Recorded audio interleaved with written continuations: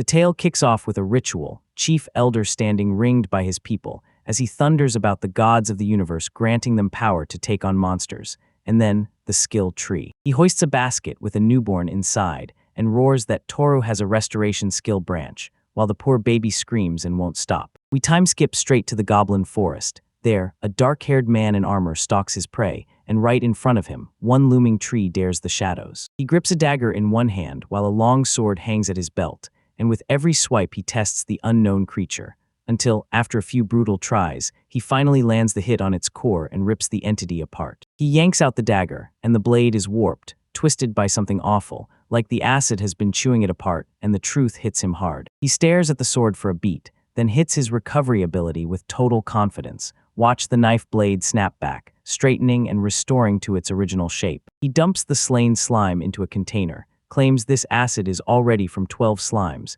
and the next second someone yells for him to wait back there. He spun around and there it was, a whiskered, tooth-bared creature slipping away in front of him, and in that same breath he knew magic had just been cast. Strangers swing straight for him, but he springs into a jump and dodges at the last second.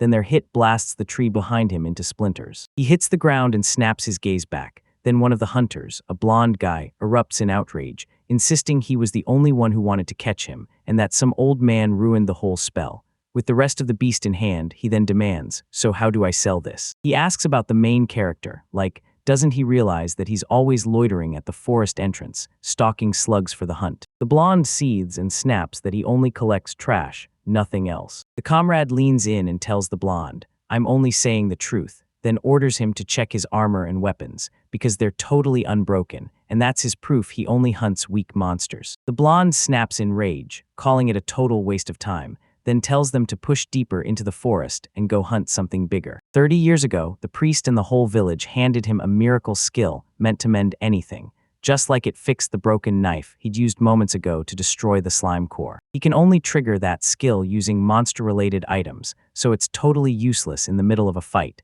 and for a long time, he couldn't even get into the forest. A lone man rolls up to Daden's border town and stops at the city gates, right as two knights stand guard on the brick wall, blocking the entrance. A man gets confronted by a long-haired blonde, who smirks and calls him an old man, asking if he's finally done collecting dirt from earlier, while the knight looming behind them practically screams at him to shut up. The protagonist shoots him a look and flashes his badge, then the blonde smirks and says, "Sure, I get it. This isn't the first time you've paraded around that lowest class badge, G-rank adventurer." The protagonist turns away in silence and walks off, and the blonde guy yells after him that it's time to retire, because guarding the gates is way easier than actually doing the hard work. The blonde exhales, slow and tense, like the calm before the storm. In the adventurer's item evaluation department, the worker snaps for the next customer to step forward, right as the protagonist strides up and hands her the slug acid. The worker snatches up the objects with pure disgust and snaps, "What are these?" But the protagonist just keeps his mouth shut. Then the woman leans in and asks if he's really sure he's at the right address, since they're judging the goods they pulled in during the hunt. Right then, that crew of comrades with the blonde guy shows up, and he snaps, "I was wrong, because a scavenger hunt isn't just games, it's still a hunt." They close in and snap that he wasted their time during the hunt, so they're taking it, no questions asked. The third comrade barks at the second to stand his ground. The second one of them reaches for the slugs. The protagonist snaps forward and smashes the man in the face, snatching the prey for himself. The blonde lunges at him too, but he slips the hit with ease, and she crashes straight into the worker's counter. The worker's eyes widened and her whole body started to tremble. Acid from the mucus hit her skin, and she gasped, "What is this?" while demanding someone call the guards. Another polite worker steps up, calls the first one Marika, and asks if she pulled the stunt again. Then she whips her head around and thanks Toru, the main character, for everything. The woman rips into Marika, snapping that she said the liquid was safe, yet Marika still warned everyone to be careful. Marika fires back that it's not her fault. The guards haul those comrades away, and Toru takes the slimes. Then the message hits Marika, she's the one who's cleaning up here. Right out of nowhere, every slime clumped into a bubbling heap in midair and shot back into its shell, leaving Marika stunned. And the note tells him, 1 mole, 1 horn, and 15 forest slugs will cost 95 copper coins, so she hands him the cash, and he bolts out with a whole bag of money. Then Toru heads straight for the butcher's shop. The vendor nods at Toru, then spots the animal already slaughtered. Toru doesn't even answer. The butcher hauls it up and says it'll make skinning way easier. Then the butcher asks if Toru wants half the meat, and once Toru agrees, the butcher takes the other half for himself. After a bit, the butcher shoves him a bundle wrapped tight and says it's for him, then leans in and hisses that it's a usual bonus, so he better keep it hidden from the boss. From the crowd, someone yells at the butcher to quit jawing and get to work. Then the butcher grins and obeys, totally satisfied. At night, Toru slips around the corner with a bag of meat, drops down, tears it open, and the stink draws stray cats out like a wild swarm. The cats march up to the food and start digging in right away. Toru gently ruffles their hair with a smug, satisfied grin. Then something glints in the shadows, those animal eyes watching him, and a heavy pinch of sadness hits because the third one still hasn't shown up. Then he springs up, declares he never eats while Toru's around, and says he's gotta go, grabs the rest of the bag and bolts. And right after he leaves, a third creature creeps out of the shadows. Toru arrives at Avril's boarding house, and a woman with elf ears steps out to greet her. Then Toru pushes a package into her hands and explains it's horned mole meat. It's Avril's landlord. She figures him for a useful tool and says it might really come in handy, her expression soft and peaceful as she sends him off with sincere wishes. Toru drags himself into his room, flops onto his bed, shuts his eyes, and convinces himself today was just like every other day, so tomorrow will be the same too. He jolts his eyes open and stares hard at the closet like it just moved. Then he snatches up his badge and checks his skill points for the day. He snaps up in shock, staring at the screen like, wait, I've already got enough control points. He snaps his head toward the closet. He stares at the closet with fearless defiance, strides right up to it, and yanks the doors open. In the closet, a soulless girl with long hair and a dress just stands there.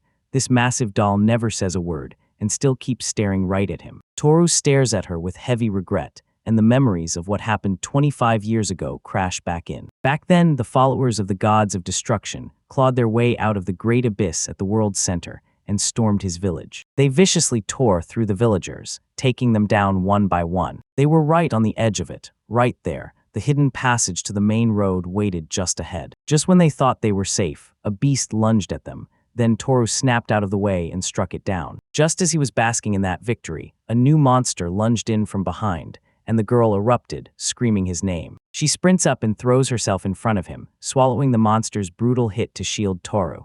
Then the boy turns and sees her trembling, drenched in blood. The old man flicks his tongue, unleashes his power to stop time, and the whole world locks up mid-motion. The old man whips around to Toru and declares he's frozen time, then demands he take her with him. Toru's whole body trembles as tears threaten to break loose. The old man roars that she's still alive, and right after those words, hope flames up in Toru's eyes. They rush straight to the Temple of Healing, like the fate of everyone hinges on it. The healer snaps that this is a nightmare, and even the water god Aurelia's power can't touch her as long as the stop skill is running.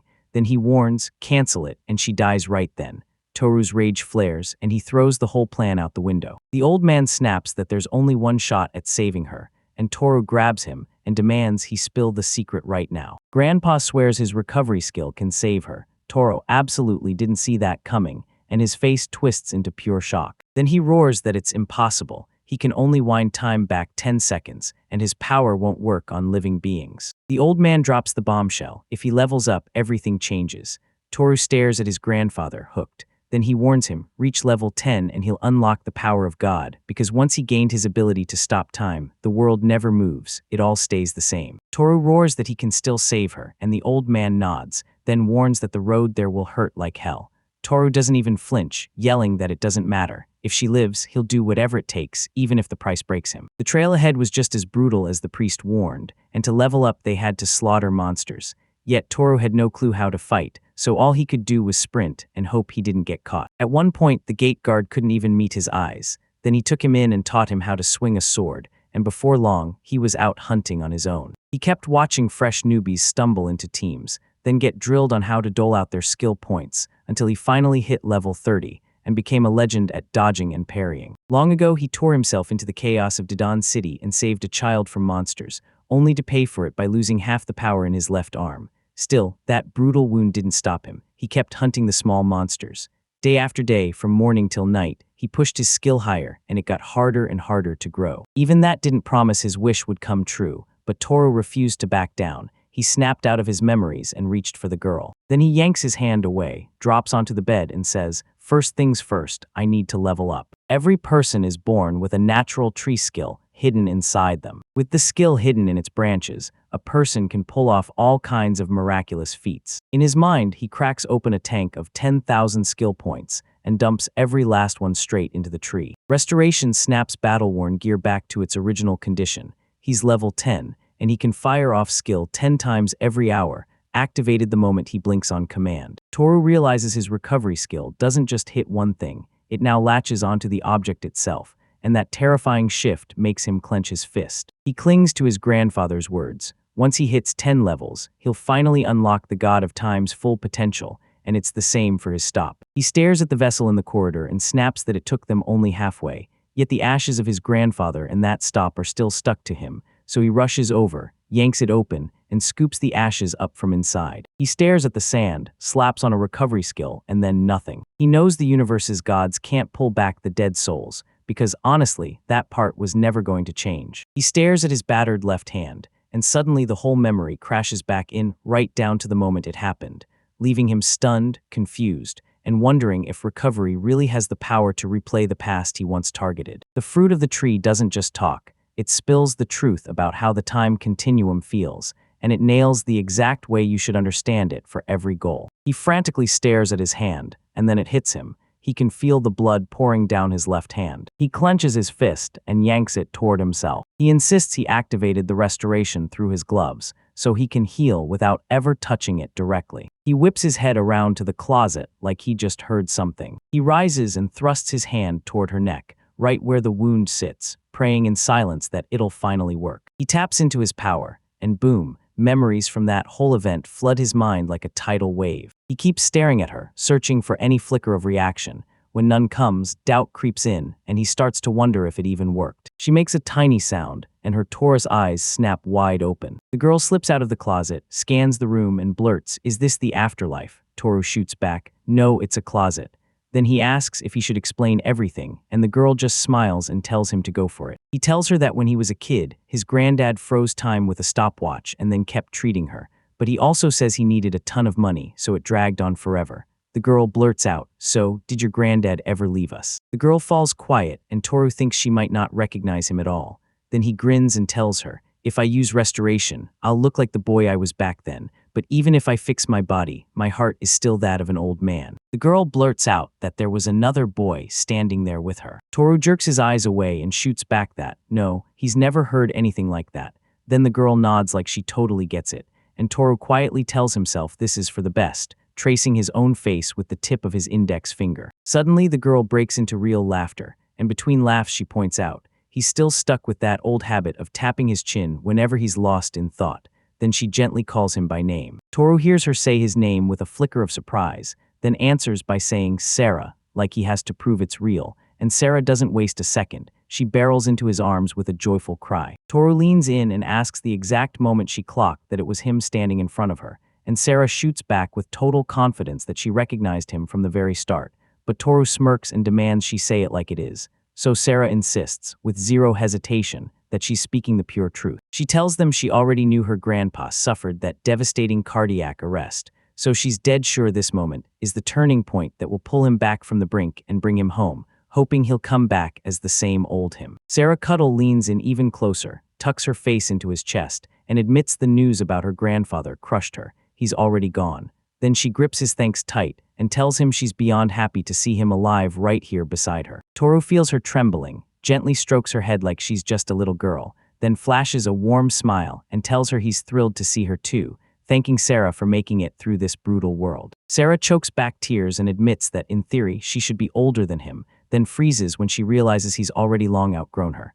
Toru nods, takes the words right out of her mouth, and says, "Yep, he's not young anymore." Sarah bursts into tears and blurts out that she can't believe how strong he's become. She never thought she'd see him like this. Toru looks completely thrown off and mumbles that she must have imagined it, because he isn't at all how she sees him. Toru gently strokes her head, trying to soothe her and drown out those sad thoughts, then asks if she's hungry and offers her a snack. But Sarah says nothing at all, just keeps quietly snoring and presses her face deeper into his chest. Toru, overflowing with love and tenderness, meets her gaze with pure warmth, ready to step in, support her, and comfort her the second she needs it. Morning spills into Uriel's boarding house as the sun climbs and birds burst into song.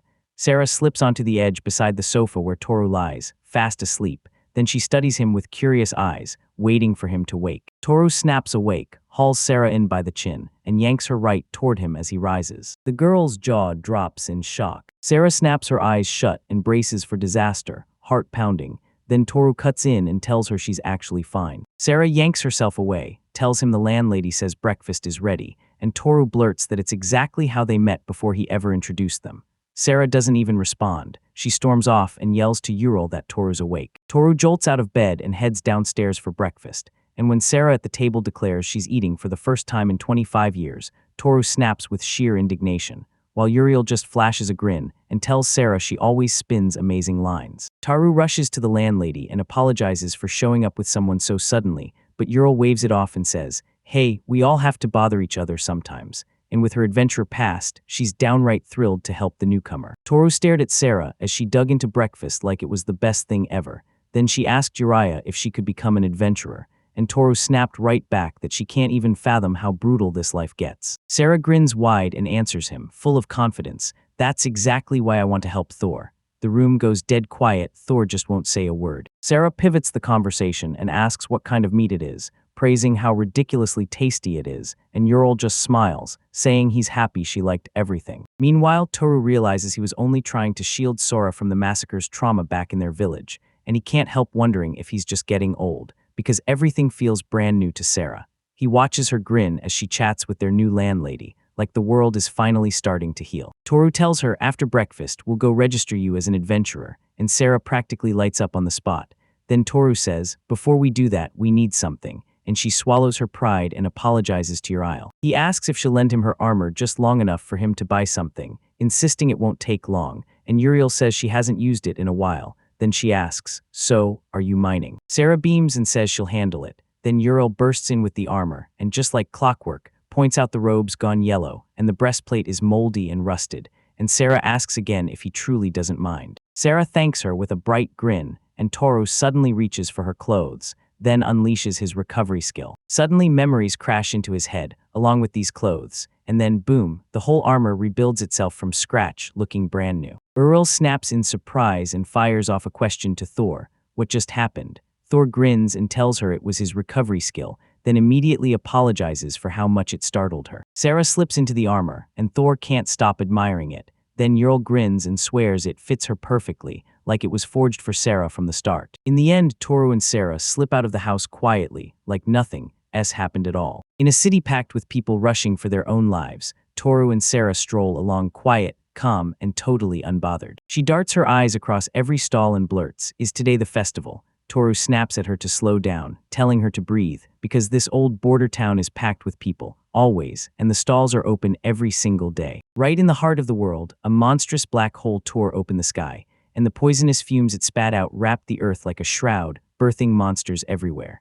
That cursed stretch was called the Defiled Lands, because with those horrors roaming and humans unable to survive, it turned life into a dead end. The city acts like a shield, keeping the abyss from sweeping everyone away. Toru tells Sira that way back, a monster army once marched here, got crushed, and every fighter who survived that battle walked out stronger with experience, so Sira can't help asking why there are hardly any adventurers left. Toru lines in and tells her he's here to meet the local adventurers. Then he slams to a stop and tells her she can go from here alone, and when she whips around, worry flooding her face, Toru reassures her. He's staying put, watching from the shadows so his acquaintances won't look suspicious. Sarah pauses for a heartbeat, letting the thought hit her all at once. Then the girl drops to the ground without warning, groaning hard as she says her stomach is killing her. Then she blurts that she'll feel way better if he brings her to that building. Toru whips his gaze to Sarah. Pastors snap their heads toward Sarah in total shock and confusion, and Toru lets out a breath, saying that just this once, he'll rejuvenate himself, and that about 25 years should be more than enough. Sarah snaps at him to stop right there,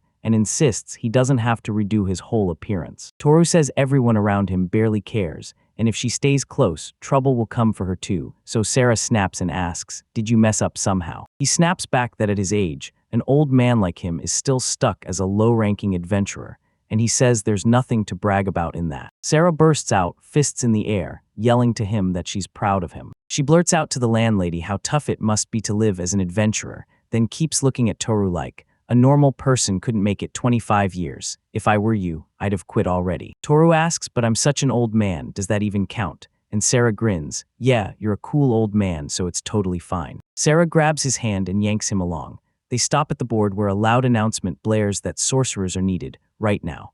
A squad of 3 E-rank warriors is required, and someone's panicking because they urgently need a D-rank or higher water mage. They demand an answer within 2 days. Sarah blurts, what is it? And Toru grins, it's a notice board. Write a request or drop an invitation to join the squad right here. Sarah lights up and says, that's interesting, then leans in and asks Toru if he's ever written anything, only for him to shrug and admit there was never any reason to. The same trio steps in again, the blonde one leading the charge as he sizes Sarah up with sharp interest. Then Sarah and Toru stride straight toward the worker. She spots Toru and blurts, you're back already. And he answers with a shrug, I'm just keeping an acquaintance company. Sarah beams, saying she's thrilled to meet him, introducing herself as Sarah, and admitting she's not an adventurer yet. She asks if Mr. Toru brought her, then fires off what their relationship even is. Sarah blurts that they're getting married, but Mr. Toru snaps his hand over her mouth and tells her, she's from my village, so I'll take care of her. The worker leans in, scans the document like it's evidence in a trial,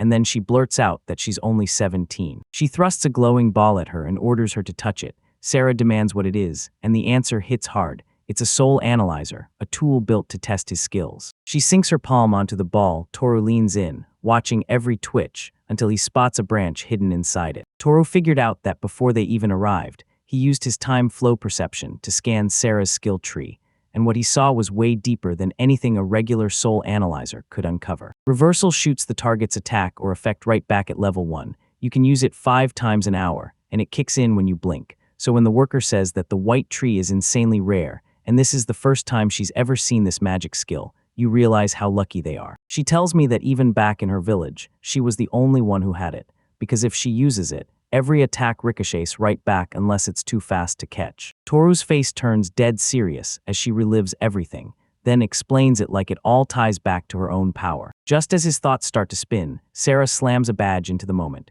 grinning like crazy and saying she's got one just like his, like they're a real couple. Then she beams that she's finally an adventurer too, just like Toru. Out of nowhere, someone starts clapping loud. They whip around, and the 3 of them rush in to congratulate Sarah on her registration, calling her baby. The second one grins and says it's perfect timing, because they were just hunting for a girl mage. Someone blurts, dump that old man, Grang, and join our squad. We'll teach you the ropes. And Toru snaps at Sarah, go home. The blonde seethes again and yells that the old man never got his word. He lunges in and swings a fist at him, but Toru slips out of the way again with 0 effort. Then he barely taps his shoulder. Right after that, the blonde man's balance snaps. He crashes hard to the ground, slipping into a foggy, half-conscious state, and the crowd around him panics, shrieking as they demand, what did Toru just do? Toru never stops. Again and again, he repeats the move, and with every touch, he hits 2 more people, making them flinch and recoil like they can't stand him. The boys slam down hard to the ground. Sarah, watching it all unfold, beams at him like he's a legend, pure delight, straight-up admiration. And Toru turns to her and admits he got them back to that same hardcore alcoholic intoxication they had before. They ditch this place, and on the road Toru swivels toward Sarah and demands, tell me, are you really okay with all of this? Because this won't be the last time, and soon she'll have to square up and fight monsters that can wreck her. Sarah says, bold and bright, I already told you I want to help Thor with everything today. And she grins, because she's thrilled to be right beside him again, walking together like it's exactly where she belongs. She pulls him into a gentle hug, flashes a soft smile, and asks if this is truly what Toru's been craving in his heart all along. Then she pushes him to spill everything to his sister, dead sure she'll help him crack the answer. Toru stares into the distance, then tells him her dream to vanish far from all this, and he finally confesses that for the last 25 brutal years, he's kept slipping through the exact same forest entrance, like he's trapped in a vicious loop. Sarah, voice trembling with real concern, leans in and asks Toru if he regrets how his life turned out.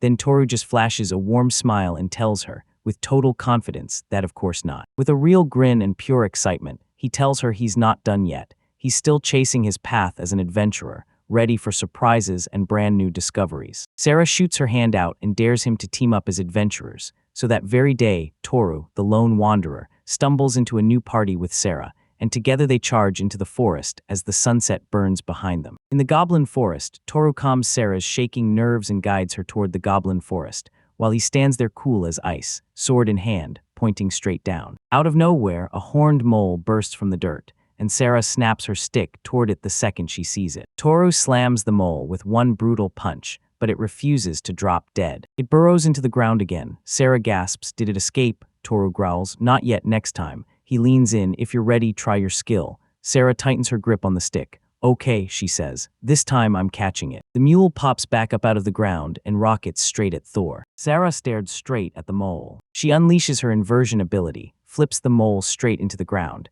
and it comes down with a violent spill of blood. Sarah spots it and blurts, "Is that a horned mole?" Toru answers, "Yeah, but she'd gone a little too hard because the horn is smashed to pieces."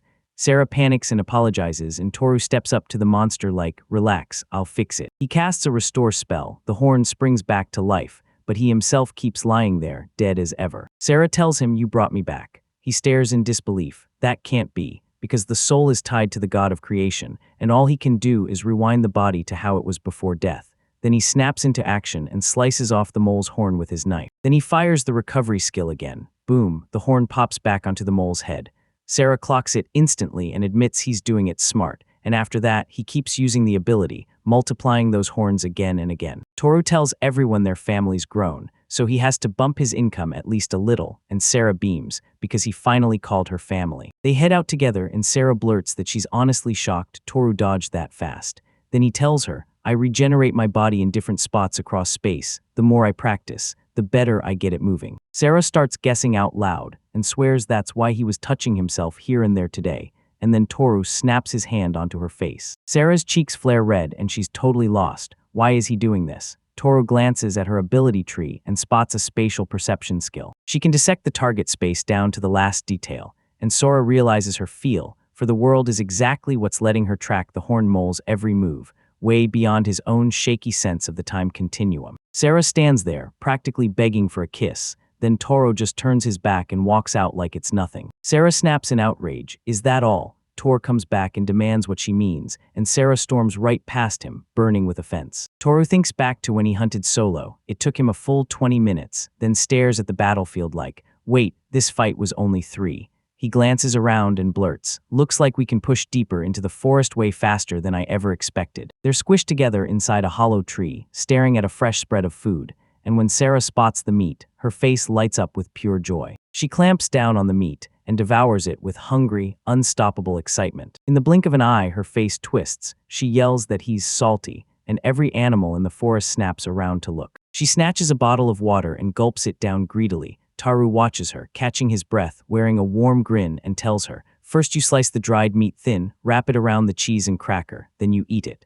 Toru goes right ahead, but Sarah snaps indignantly because he didn't warn her. Sarah takes a bite and instantly lights up. This is insanely delicious. Toru asks if she noticed anything on the way here, and she says she couldn't believe how smooth the trip was. Great visibility all the way, and that the IVs and branches have been trimmed back, so they're finally getting plenty of sunlight. Toru says she noticed, and that's huge. He explains that the goblin forest right next to the city got turned into a logging zone, so over time they carved out safe paths, trimmed the trees, and chased every last animal away. He says there's a beaten path straight into the heart of the forest, right to those logging sites known for killer timber, and Sarah immediately asks if they're forest orderlies. Toru just smirks and says he'd bet they're out there as pest exterminators. Toru leans in and asks how many EXP she thinks she earned from her water jug. She blurts out, 3, because I killed 3 monsters.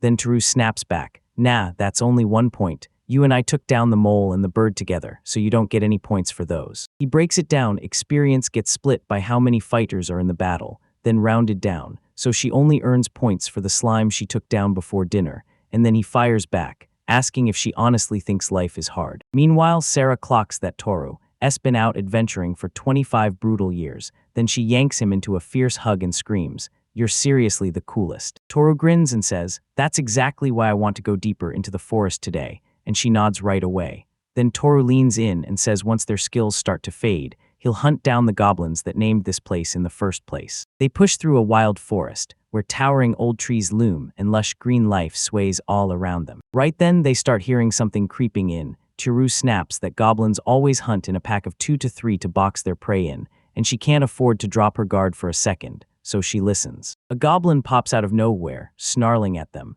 and before they can blink, it swings in with a stick and attacks. Then one more slithers out of the bushes below, and another drops from the tree above, both of them charging straight at them with pure, violent aggression. Toru slips every one of their attacks with ease, then snaps back instantly with a devastating counterstrike. He slashes goblins left and right, wiping them out one by one. The goblins keep charging in waves, screeching like they've got a death wish. He tears out one eye, and the other one barely dodges his strike, leaping out of the way in time. The hero doesn't just stand there. He throws down and keeps the fight raging. Then Sarah storms into the chaos and drops the goblin with one decisive strike. Sarah lets out a shaky breath, staring at the goblin corpses, and up close they're hideous.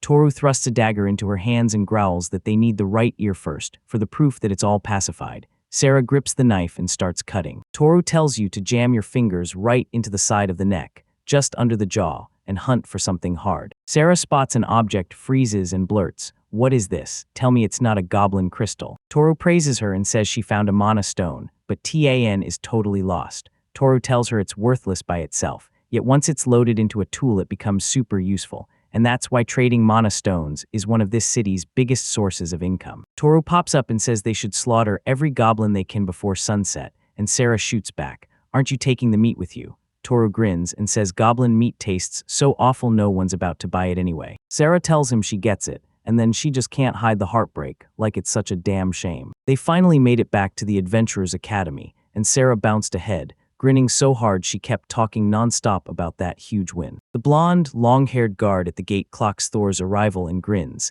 telling him he's early, and asking if the grind of scraping up every kind of dirt has finally worn him out, since maybe he's been thinking about retirement. Sarah bursts in, greets him with a smile, and tells him she really appreciates him for guarding the gate night and day. Then he leans in and calls her a cutie. The guy demands to know who the girl is, and Toru panics so hard he blurts that it's probably just a coincidence she's walking with him. Sarah thanks him for always looking after Toru, while Toru stands there at the gate totally lost, staring like he can't believe old people just became the new fashion trend. The blonde fumes and snaps at his friend to speak up. Then he notices Rickon isn't reacting at all, like he's stuck in place. He leans in, asks what's wrong, and when Rickon can't even meet his eyes, he stammers that nothing's wrong. Right then Toru tells Sarah, "I'll hit the butcher, go to the appraiser," and she obeys without a word. When she gets there, she's shocked to find a long line wrapped around the place, packed with people. She catches snippets of their hunt, then a bunch of guys start trading stories, and one of them snaps, "This is what you get when you get caught doing it without thinking." He adds that if it weren't for him, the other guy would have been dead a long time ago, and the rest back him up. Suddenly, they snap their focus onto Sarah. They're whispering that she's a total cutie. Sarah spins around, blurts out hello, and shoots them an apology for catching their conversation by accident. Then one of the guys waves it off, saying it's fine since he was the one who was talking way too loud. And yeah, that's Hank, the guy with the long, dark hair. Sarah tells him we've got it, and he smirks back that they're not rookies, they're seasoned adventure seekers. Sarah admits, "This is my first time out," and he lights up on the spot. "Then you're perfect, there's a spot on the team." And if she's not already hunting, he urges her to join them. That girl from the group shoots daggers with anger and demands, "Why are you suddenly inviting me to join you?" Suddenly Toru pops up and asks Sarah, "You still in line?" And the guy snaps at him for cutting, blasting out his anger. Sarah grins and waves like it's no big deal. Then everyone's standing there, utterly lost. Toru quickly apologizes and says, "I'm with Sarah." He strides ahead, leaving the whole group staring in pure confusion. Then, at the counter, the worker rushes to apologize to Sarah for the wait and asks how her day went, and Sarah brightens up, telling him it was her first day on the job and she honestly loved it. She spreads out a mountain of ears and horns and declares, "This is today's prize," and the whole group behind it freezes in shock, staring like they can't believe what they're seeing. She eyeballs the numbers, then tallies the damage. 2 forest slugs, 5 horned moles, 1 shark beak, 6 fluids in the goblins, 21 pacifications total, then stacks up 57 mana stones for sale. Finally, she thrusts the coins forward and tells her to count them and take the payment. Toru snatches the bag, tells Sarah it's time to head home, and Sarah turns to the group like, "Thanks for inviting me. Now promise me you'll share the secret to killing goblins later, okay?" At that moment, the worker yells for them, and then he spots it. Only 4 goblins left to subdue. Without hesitating, they all reach out and offer up 1 goblin ear each. The heroes burst out into the street, grinning from ear to ear, pure joy lighting up their faces. Toru shoved a huge copper coin into Sarah's hand and told her it was her cut, but she blinked, saying she didn't need it since she already had a pile of shiny new stuff. Toru shot back that he wouldn't have earned a dime without her, and since she's a girl, she's going to need plenty of things too, right? Sarah quizzes him, is this money for wedding planning? And Toru shuts it down fast. No, it's not. She sprints over and practically drags him along, urging him to come check out the shopping arcade with her. They weave through the counters, and Sarah lines in, asking him what he wants to eat. She strolls up, freezes at a skewered razor bill, and goes, "So, what do you think?" The vendor grins and swears it's slathered in honey sauce and that it's downright delicious. Sarah yells that it looks insanely delicious, so she's going to try it. Then she buys 3 pieces, and Toru's totally shocked. The big question is she really going to devour all 3? She refuses him, then shoves a chashlik on a skewer toward his face and orders, "Open up." He gives in and takes a bite. Sarah takes a bite herself and her eyes light up. This is amazing, so tender. Then she leans in and goes, "Okay, what is this even made of?" Toru shrugs and says, "It's the same thing." Then he hands over another and tells it to the lady of the house. She nods along. Right then, someone blurts out, "If you keep eating like that, you're not gonna fit through the door." The owner just so happened to roll up on them at the worst possible moment. Toru says that when he ran into the owner that morning, he told her to take Sarah somewhere. Then Sarah turns around and asks if that's why they cut their hunting trip short and came back early. Soon enough, they roll up to a bustling public bathhouse. Sarah blurts that she's never soaked in a huge bath before, and Toru admits he figured she'd be wiped out after her first trip. Then he can't go with her, so he turns to the owner and asks. Sarah shrugs like it's no big deal, and then says maybe they should go together. Toru's jaw drops at what she just blurted out, and Uriel tells her to rush in right now. They rush into the public bathhouse, and right in front of them, there are tons of girls waiting. Uriel walks with him and points out exactly where the bathroom is. Sarah sprinted straight at her, towel in hand. Sarah sits with them in the steamy hot bath and gushes about how amazing it feels. In a different room, Toru catches Uriel's voice cutting through the air as she tells Sarah, "You can't swim here." And Toru grins. Then after what feels like forever, they finally burst back out, Thor first, with Uriel and Sarah right behind him. "Sarah, thanks for waiting." Sarah swears the sauna is absolutely unreal and admits it was her first time. Then she starts bragging like crazy, saying her hair and skin are smoother than ever. Toru blurts that she's so drop-dead gorgeous, he didn't even spot her at first. Then Uriel tells Sam to step aside for a minute so they can talk. Uriel drops a bombshell. Sarah basically only has one outfit, so they hustle off to the store. The girl worker jolts when she spots Miss Euro and blurts out, "So what are we grabbing today?" Uriel tells the guys she'd love to pick up some clothes for them, then laughs that it's pretty toasty out right now. So what do they think about linen and cotton? Toru awkwardly blurts that she knows what's best. She tells them she's got some incredible granite fabric to show them, and Sarah goes, "Wait, can I see what else you've got in the store?" The worker grins and says, "Of course you can." While the worker measures her, Euro leans in and demands, "So when will it be done?" She shrugs. She's free right now. Tomorrow for the young man, and in 3 days for you, miss. Sarah was wandering the store when she suddenly jerked upright, eyes locked on something. Toru rushed over and asked if she was okay, like maybe her stomach was hurting. She thrusts the fabrics forward and demands, "Which one's better?" Toru grins and says the sky-colored fabric is perfect for her, and she instantly agrees. She knew it would be. Then she steps up to the worker, points to the bag and asks, "Can I buy it for this price?" The worker blurts that there are 94 copper coins total, but she'll only sell a tiny slice for that price. So Toru shoves the coins into Sarah's hands and asks, "Is this enough?" Sarah shoots back, "Can we even pull that off?" Toru tells her, "If I'm with you, we'll make way more, so don't stress." And Sarah jumps in, thanking him with tears in her eyes. "I love you." At last, Sarah slips away with the headband in hand, and Uriel breathes a relieved smile, glad Sarah's finally feeling better. Toru shrugs like it's nothing, saying she's always been this way, then leans in and asks if she's been causing her trouble. Uriel snaps back that she's not, and that Sarah is exactly like the ones from the stories. He grins and asks if she can see it now. She nods and blurts out that Sarah is glowing brighter than ever. As they head down the road, Uriel promises they'll pray it all works out without going to extremes. Thor backs her up at once, and Sarah trots along in pure joy with her brand new headband. In the goblin forest, Toru snaps at Sarah to watch out, because a goblin is charging straight for them. Sarah mows down the goblins one after another with her power, but they keep pouring out, swarming from every side, and then one sneaks up from behind her. Tiuru snaps his sword forward and drives it into his mouth. Then Sarah's eyes flutter as she exhales, finally relieved. Toru and Sarah keep piling up more and more every day, and wiping out goblins is their only mission.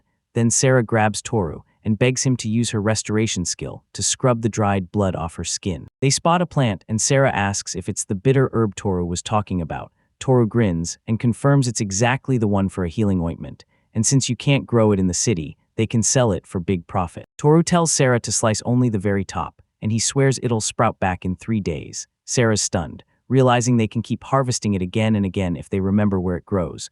But Toru warns her they only have this window because once summer's over, the picking season shuts down for good, and then they head back to the gate. They run into the cranky blonde again and stride right past, while her friend narrows their eyes and stares at them like they're up to something. Sarah tells Thor they've landed a great catch, and Thor nods like, yeah, this haul is so good it'll pull in trouble. A mystery man hemmed in by guards stared them down, while Sarah and Toru kept their eyes locked on the big shot and his armor. Toru spots a shiny silver plaque hanging on him, B rank stamped in bold, and then the guy turns to Rikan, demanding, so is it really you? Rikan nods, and the blonde, fuming, demands answers, because he just leaned in and whispered something behind the back of an important person. People at the mantle store started complaining that he was preying on a rookie adventurer, pretending to be a guide, so he pulled the guy closer and told him to follow. Sarah blurts out that she has to object, but Toru cuts her off, telling her everything's fine and that it won't last long.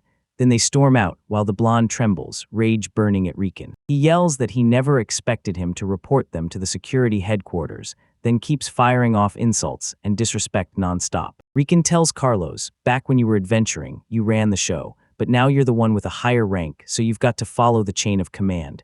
And then he presses, so do you really want to respect the guy who turned in your comrade? Rikan snaps his gaze away and blurts that he's clearly in the right, so why is the gatekeeper reporting him? Then he sneers that he's hunting for dirt and makes sure Thor knows his place. Rage boils in Carlos's veins. He slams Rikan in the chest and roars that this guy, unlike him, hasn't had to sweat his whole life.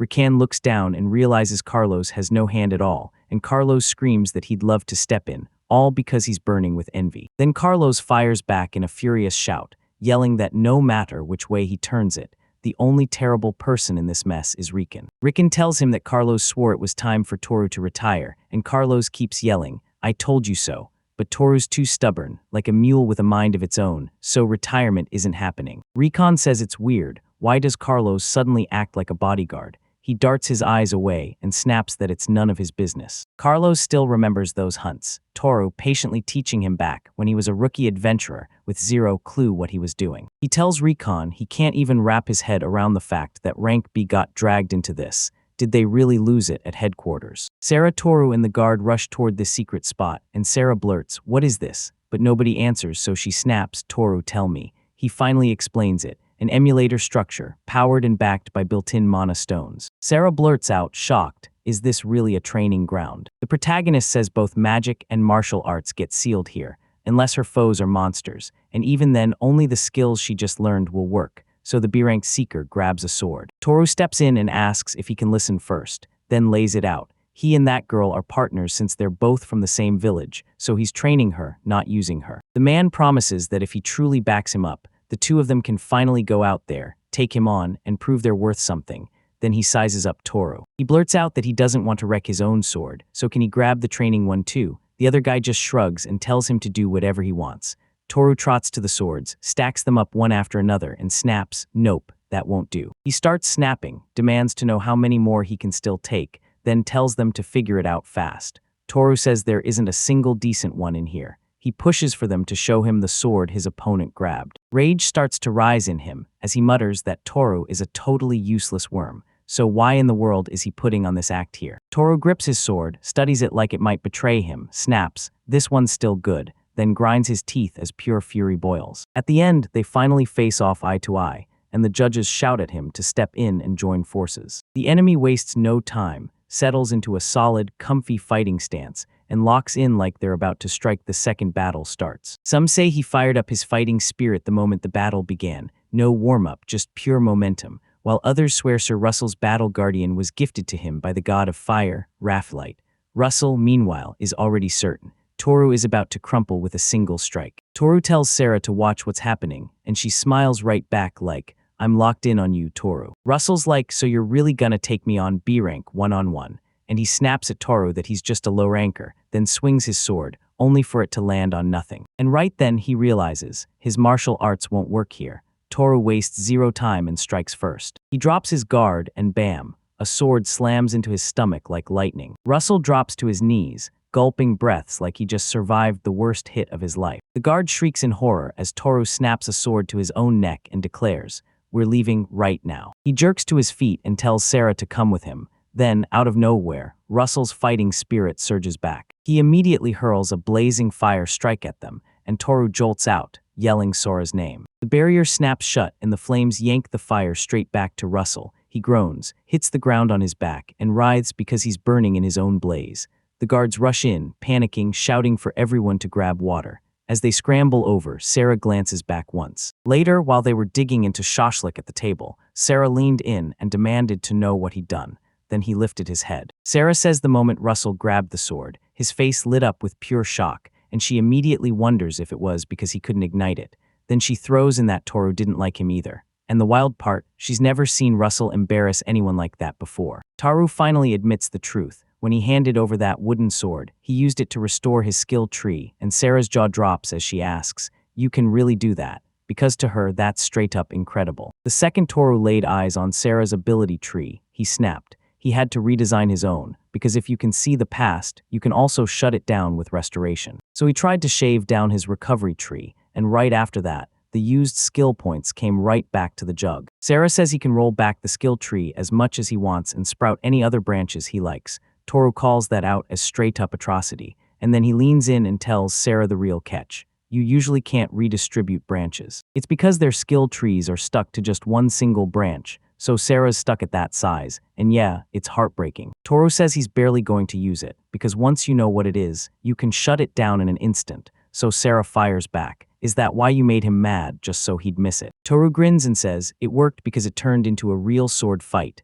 The first time he swung it past, it slammed his martial arts branch right back in place. Then right at the end, when it finally brushed his shoulder, everything snapped back to normal. They head home, and on the way Sarah fires a question at him. What happens if they come back again? He shoots back that the accusation is total reach. Someone's just jealous of their loot. But as long as they keep moving, nothing's going to touch them for now. He claims the whole adventure world spins on ability. So once everyone knows a person is strong, fewer challengers dare to step into their path. Sarah fears that if everyone learns how strong he is, women will go after him. So she grabs him and begs him to stop. Right now, Toru's lost in his own thoughts when he suddenly says, "Looks like we've got a visitor." And he points out that the one who sent Rank B after them is coming for them. He's like, yeah, this is a huge problem, but he admits he'll have to speak to them soon. Sarah panics and blurts, is it a woman? And he just shakes his head, no. Toru heads down the street solo, while everyone else soaks up the fun in town, and he passes a crowd of people who can't stop eagerly jamming on their musical instruments. He's sprawled inside Choi's diner, right there in that huge tavern room. He strides through one door and gets a huge, warm welcome from a man who practically beams at him. Inside, important people sit all dressed to the nines. Two guys are even arguing like it's a sport. Then a woman snaps her focus onto him, and a young man stands right beside her. This prince says they haven't crossed paths in ages. It asks, what wind blew you here? And the second one grins back, so tell me, how many years, how many winters have passed since we last met? He plops into the chair and admits it's real. It's been way too long since they last saw each other, then turns to one of them and asks how she's doing, only for her to look just as stunning as always, leaving him completely lost for what to even say or where to look. Straja, an A-rank member of the Platinum Flame, is seething because he keeps getting brushed off, while that guy flirts with the second one, every single time, like he's the real-life heartthrob. Koru tells Strasha they're inside the Platinum Flame and insists they've got time to just sit in this dive, but Strasha snaps back that he doesn't need to stress it, that'd be rude, and besides, they're only close because they trained under the same teacher. The girl, Nainsa, carries a burn scar across her neck. Teru goes country-style potatoes and sausages,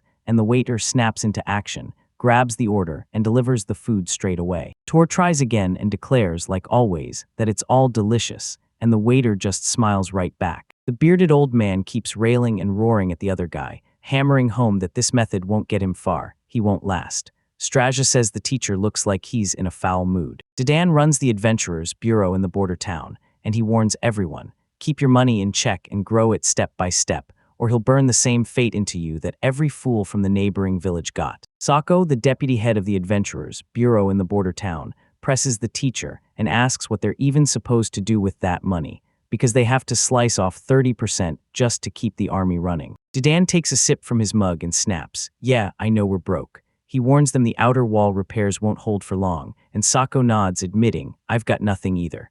Then Dedan leans in and says, "But if our plan pays off, we're looking at a goldmine of pricey orders." Toru leans in and asks the other two what strategy he's talking about, and Strachia grins. It's time to shine a bright light on the fallen ruins. Toru lines in and asks Nainsa if she can translate it into human words. She says the whole plan hinges on grabbing Basalia's northern region, the one that already crumbled last year, and they're kicking off that move tomorrow. Toru points it out. That's why the bureau was packed this morning with A and B ranks. They must have been summoned. Dad unclamps his tongue and lays it out. He's got a plan that might work, even if the odds are a mystery, and iron won't turn into steel unless it's tempered. Sako shrugs and says he's not against fresh talent at all. He just won't chase a mismatch, and he keeps his eyes locked on Tora. Dagon spills that this is exactly why he snapped at Tora, and he makes it clear he's not afraid to use any method. Then Dedan whips around to Thor and demands, "So you're just staying quiet and refusing to say anything? Are you really going to keep pretending that's why you came?" Sako tells him he snagged a girl with a rare gift and he panics. "So is it time I let her go?" Toru snaps. "That's exactly what I wanted to talk about," then pleads,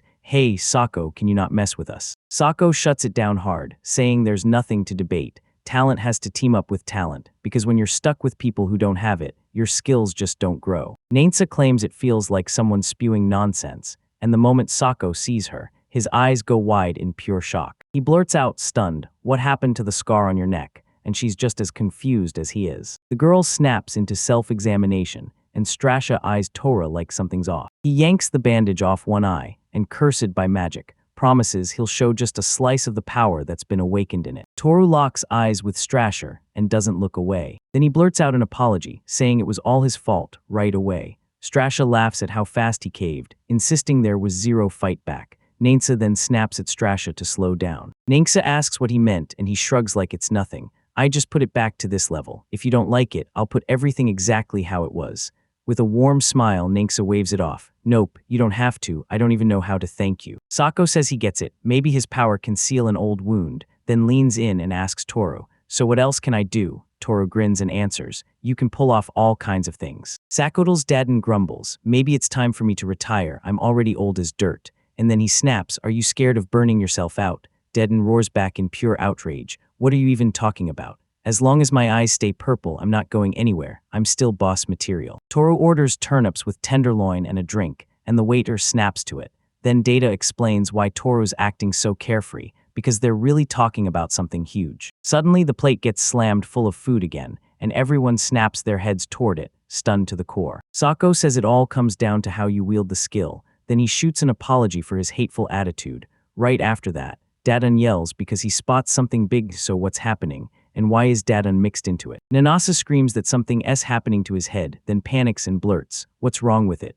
He slaps his palms onto his bald skull, and right there, he spots thick, countless hairs sprouting out like they appeared out of nowhere. Toru insists that even with what he just said, didn't made him look way younger, so Dadan snaps back asking how that's even possible, and then admits he spent ages perfecting this useless skill. Sako's basically like, "Look, if I know how to make them shut up, okay." Then he snaps, "So lock me in the interrogation room at the bureau for now." He says if anyone blurts out the truth about this skill, a swarm of priests will come crashing in, badgering them nonstop, and it won't stop there, because pretty soon other people desperate for hair will show up too. Dadan warns that if this goes down, he'll have to disappear, lock himself inside his house, because of his favorite student. Strachia says it looks like this is gonna be his retirement, and then she hits him with a question. If that's the case, why aren't we throwing a farewell party? Thor gets his food, then drops two demands like thunder. First, leave them in peace, no getting in his way. Second, get rid of anyone who tries to interfere. That's it. Sako demands to know what they'll get in return. Then Toku quickly tells him to give him a moment to think. Then he leans in and tells them, "Give me 6 months, and I'll show you I can climb right back up to the same position as the two of you." Strachia grins like he already knows what's coming. Then Sako challenges him, asking if that plan isn't too wild for someone low rank. Strachia just says, "Hand me my partner, and I'll absolutely help us blaze through this faster." Toru shoots back that he can't pull that off, even with his connections and his knack for pushing people, because he can't cultivate talent. He reckons he's just too gifted, everything comes naturally, so he sets the bar way too high and expects too much from everyone else. He tells himself the truth, none of his people have clawed their way up in the last 10 years, not unless you count 2 of the Platinum Flame. Ninsa and Strasha. He lets out a laugh, swearing he'll finally get his say. Then Sako snaps back that their director loves playing retired adventurer, so much he even started a trend where adventurers quit early, and Dadon fumes at every word. Toru tells them, "I'm not here to get under your skin. I just want to keep doing what I've always done." Dadon tells him again that he's just not cut out for business. Then he offers him a resignation letter and says he can stay by living with them. But he snaps back that he won't resign, and only says he'll think about it if Dadon asks with his whole heart. The town shrugs and says he'll probably keep chasing life as a field adventurer, so he presses, "How long do I plan to do this for?" Toru grins and answers, "I'm just trying to level up more." Then he swears, "One day I'll climb to the same heights as you." Chiru can't help thinking that the ceiling of the miasma's great gates, right over this underground labyrinth, seems like it's about to drop on these two, and that the perfect spots have already been claimed by the very people who saved the world. He's obsessing over the honorary title of Great Hero, like it's the next step that could change everything. Strasha pulls Tora into a tight hug and blurts that he loves these huge, far-reaching plans, even the ones he's not in, then makes it clear word for word, and vows that he can't wait to see Tora's next move. Seeing all this, Dadon tells him to stay in the adventure as long as he can, and hand the rest to him, Sako thinks, watching everything explode around him. Sako can tell something's off just by how Russell got code, like there's a trap hiding in the shadows. And yeah, staying in the director's camp is a terrible power move. Sako says he's taking the deal, then orders his subordinates to keep their hands to themselves. Even with all of that, Toru stays locked in on his progress, and calmly tells you he's relieved he agreed to those terms. He drops the coin, jumps out of his seat, and blurts that the discussion's done, so now he wants permission to leave. Dadon pops up and snaps, "What are you doing?" But it's still the children's time. He just shrugs it off and insists they sit down and swap memories from the past. Toru just walks out. The waiter grins and tells him to come back again, and Adon seethes because nobody actually listened to him. Sako leans in and demands, "Are you really gonna let me go like this?" Dedon just smirks. "Yeah, because he's always been stubborn and he never listens to a soul." Then he pressures Sako, asking if he's really right about that. Sako snarls back that's not what he's saying. He leans in toward Dadon, eyes lighting up, and asks if they'll really let him into the house with hair like that. Toru and Sarah roll up with a cart and the workers' eyes go wide. Today's haul is wild. 2 giant caterpillars. Toru tells her to sell one whole, split the other in half, sell that half too, and chop up the remaining one. They roll out with money and meat, so Sarah blurts, "I'm starving," and pushes, "Let's head home early and fry it up." Toru stops her and tells her to slow down, because he's got somewhere planned for them today. Then he grins and says they stocked up on a ton of meat, and she's going to love it. They creep into a pitch-black corner, where the shadows feel alive. Toru drops the meat on the floor and tells Sarah to keep watch. 2 cats bolt out. Sarah snaps her head toward them in shock, and Toru blurts that he's sorry for making them wait. Sarah asks if he means these cats, and he says yeah, he feeds them here all the time, but he hasn't shown up in ages. Sarah starts petting the cat and tells him she even helped with hunting once. Then Toru snaps, "Leave me alone while I'm eating." But the cat creeps toward her, all warm affection, and Sarah lights up. She tells Thor to look at his happy, contented face, and Thor is stunned. The second cat snuggles right up to Sarah too, and the girl leans in, asking if the cats are loving every second of it. Toru figures, "I fed you guys for 6 whole months. Now you're finally used to me." Sarah pushes to her feet, and an eerie, unfamiliar sensation crawls over her skin. He tells Thor there's something wild going on here, and that they're being watched. Then nothing happens, and just when it feels like silence wins, Sarah suddenly screams for him to look at what she caught. He snaps his head around, and there's Sarah, cradling a little girl in her arms. Toru's jaw drops. Sarah bursts in, calling hide-and-seek their game and asking if he's really the local kid. Toru reels in disbelief. Wait, could this be the third one already? The girl insists she shouldn't eat moo because it tastes awful. Sarah snaps back that she won't eat it either, then asks what it's even called. Right as Moo's stomach growls, the kid laughs and swears he's heard it's actually delicious. He spots cats chowing down and bolts straight into the scene, snatching their moment for himself. Mew lunges in, snatches Toru, and hoists him off the ground, then grins and asks if he's been sneaking meals with the cats this whole time. Toru twitches and snaps back that it's his food. When Toru pushes and asks about his parents, Mew goes dead silent. Toru finally blurts that there isn't enough for everyone with nothing, and he's truly sorry. Sarah yanks on his arm with a heartbreakingly helpless stare, and he lets out a slow breath, saying he'll need to get the owner's permission first. Sarah grabs Muda's attention and tells him to come with her. Muda shoots back. "What are we doing?" Sarah smirks and asks if he doesn't want to dig into something really good. Then she declares her name, introduces Toru, and tells Muda he can call her his big sister. Mew finally catches their names, but slips up and messes up Toru's, spelling it wrong. Most keep saying he's hungry, but every time the kid tries to call him that, he snaps, "Don't." At last, Toru, Sarah, Mew, and two other cats tumble back home, and the owner grins like, "You've got great guests today." Thuru tells everyone it looks like they've latched onto him, so he asks the owner for permission to stay for a bit and take care of them here. She says yes, then asks if she should warm up the bath, and Thuru shoots back that they'd be unbelievably grateful. Mew demands where the food is, and Toru snaps back that he has to get washed first. Then Mew freaks out, asking if they seriously picked him to eat, only for it to hit that Mew ends up being a girl. Sarah asks so we can't wipe out this dirt with Restore. Toru shoots back that he scanned her skill tree and got nothing but a big, dead 0. Looks like she hasn't earned a single point from monsters yet. Sarah promises she'll try to behave, and the moment they start washing her, the room explodes with laughs and yells because she's painfully ticklish. Sarah begs them not to twitch her, then Toru goes, "It's weird she has nothing, no lice or anything." Sarah shrugs and fires back. The cats had no fleas either. Toru spots scars all over Mew's body and can't stop himself from wondering where they came from. Sarah gushes that Mew's purple eyes are the cutest things ever, and Toru jumps in fast. Those shades are straight up from the Purple Eye tribe. Then he lifts the lamp right up to Mew and tells Sarah, "Look." Toru swears they're so good at navigating, even pitch-black darkness can't throw them off. Sarah grins and blurts out that it's absolutely wonderful. Eurohan starts hauling her old stuff out, tells her she can keep whatever she wants, and when Mumu Sarah speaks up, she snaps that her name is Sarah. Toru explains that the Violet Eye tribe loves using repetition in their names, so yeah, this is exactly why that part checks out. He tells her that boys toss in double letters, while girls repeat whole syllables, so her real name has to be something like Lala Mumu or Mumu Lele. He says they keep that tradition alive because they worship the thunder god, Jijiro, so they craft names like his, praying they'll get his blessing. Mu swaps into her new clothes and quizzes Toru. "How do I look?" Toru grins and says she finally dressed the right way,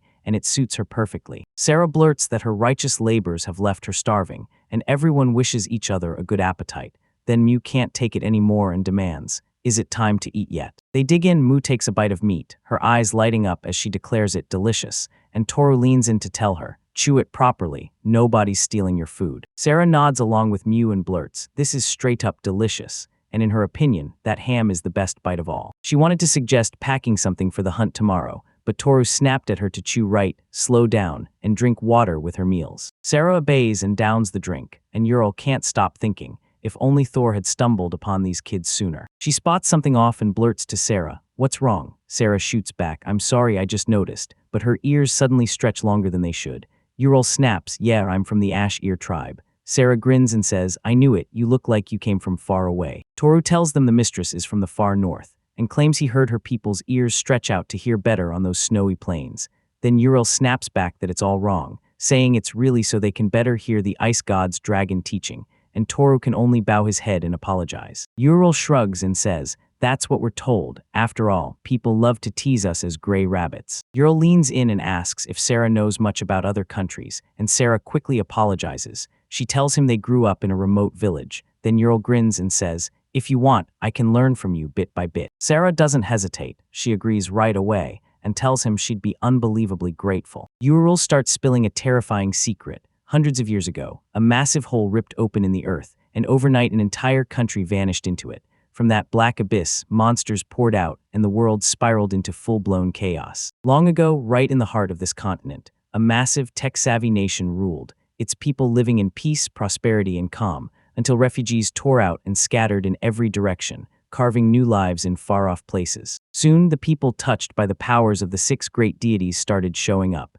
and the central region where Thor and Sarah live finally came to life, protected by all 6 divine powers. Sarah admits she nearly lost her breath when she first saw people with horns and scales, but now she finally gets where they come from. Toru chimes in that it's mostly because they barely ever make it to their village. Iral presses Toru and asks what he's planning for the future, and Toru admits that he once thought he'd feed Mew and send her away, but now he swears he'll take care of her a little longer. He can't forget it. His teacher had those same eerie purple eyes. The night slipped by quietly, like nothing in the world dared to stir. Toru shows up at the armorer Ram's shop, and Ram greets him like an old friend. So excited he blurts that it's been ages since Toru last came by, then asks if he's really hunting for something. Toru tells them he's here to place an order, then leans in and asks if they're slammed right now.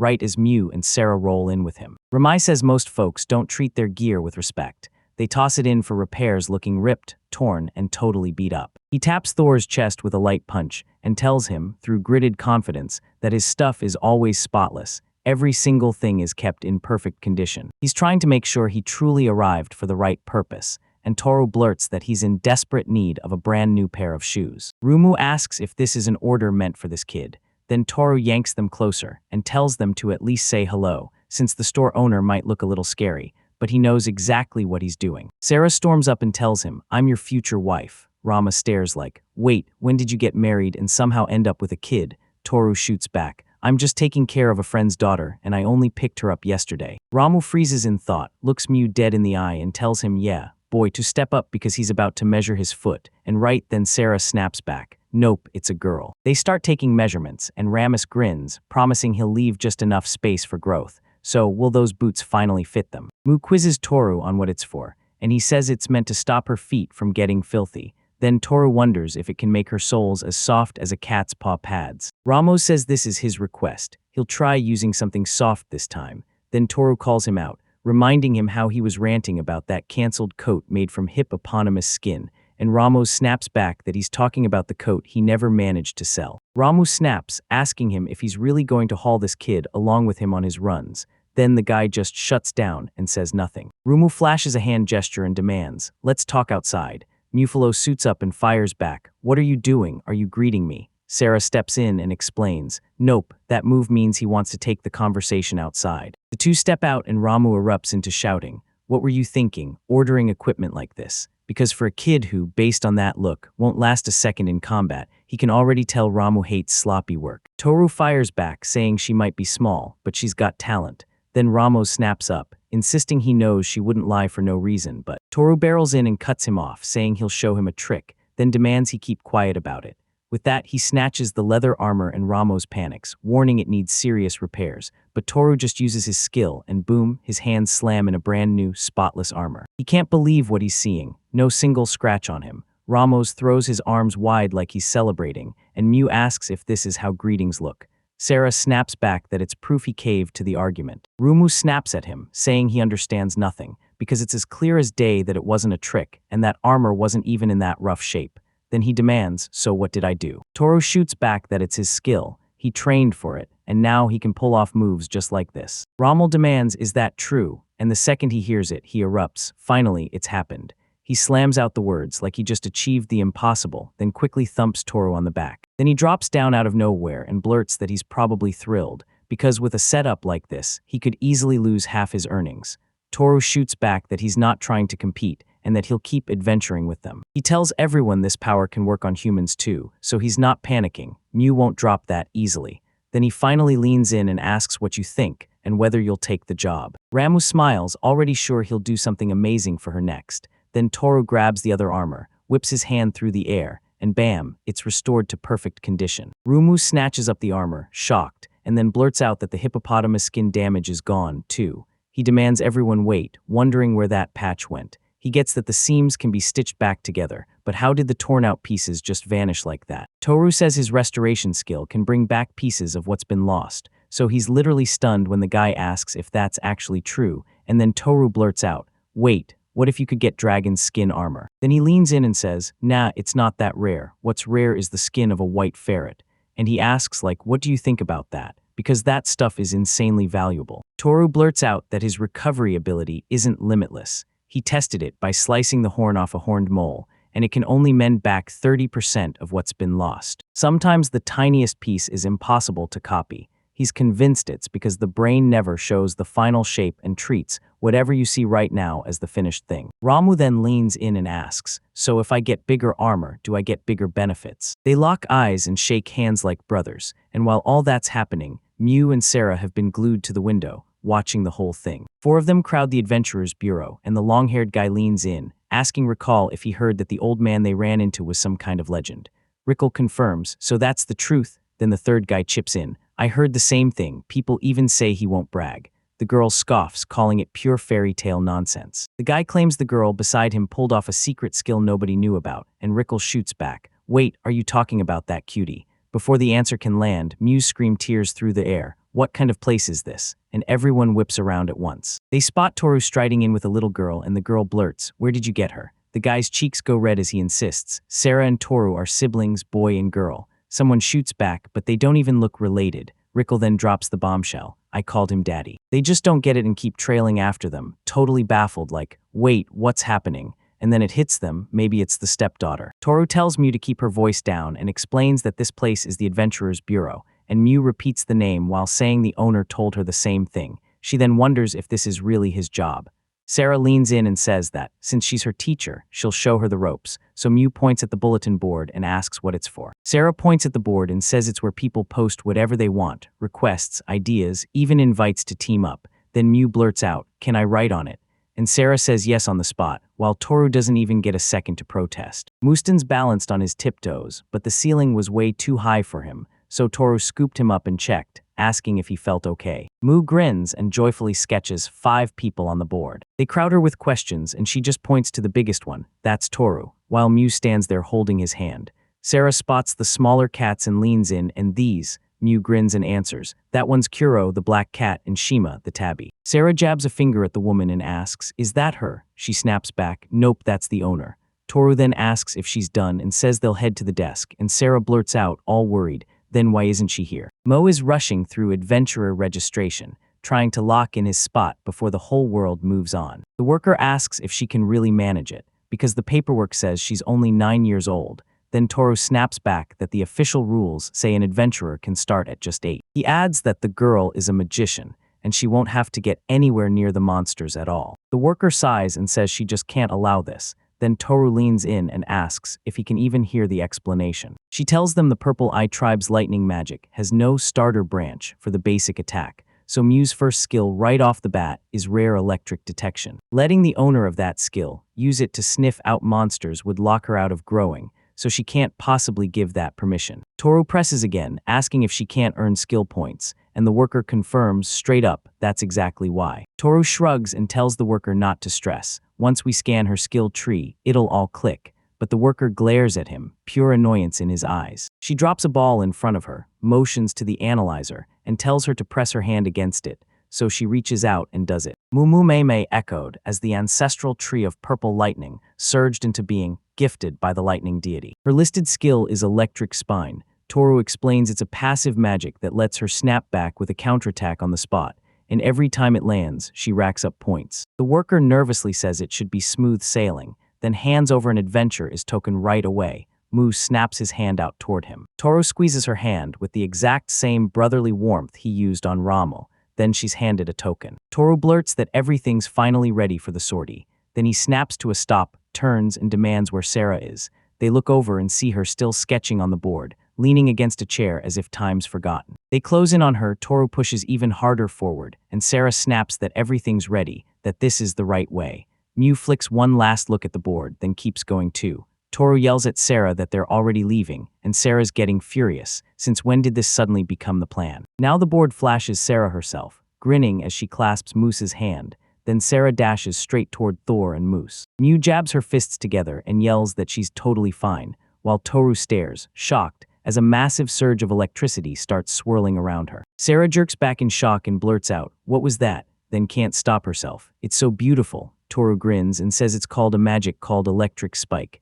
The moment the user attacks, it snaps back and counterattacks the opponent. Mew says the itching has finally vanished, and then Sarah leans in and tells her it looks like the fleas are gone for good. Toru slaps his palm onto Mew's head and scans her skill tree. Right away, Electric Spike surges when it hits the user, instantly snapping into a counterattack on the enemy. If you hit a recovery on an Electric Spike branch, that bud snaps right back to 0. Mew was born with that skill, and right there on the tree, Toru grins and points out the truth. There are only 3 buds. Toru declares it's perfect and tells her to try it, right in his eyes. She tilts her gaze up, and Sarah locks onto every movement, and then it hits her why Mew would want to stare back. Suddenly, Sarah gets a weird feeling. She whips around, stunned, and wonders where that same alley chill is coming from. Mew snaps her gaze downward at once. Toru blurts, "What's wrong?" Because just a second ago, she was beaming with pure joy. Mu shoots back with worry, asking if Toru will really lash out at her, while Sarah panics, confused as heck about what's even happening. Toru reassures her everything's going to be okay,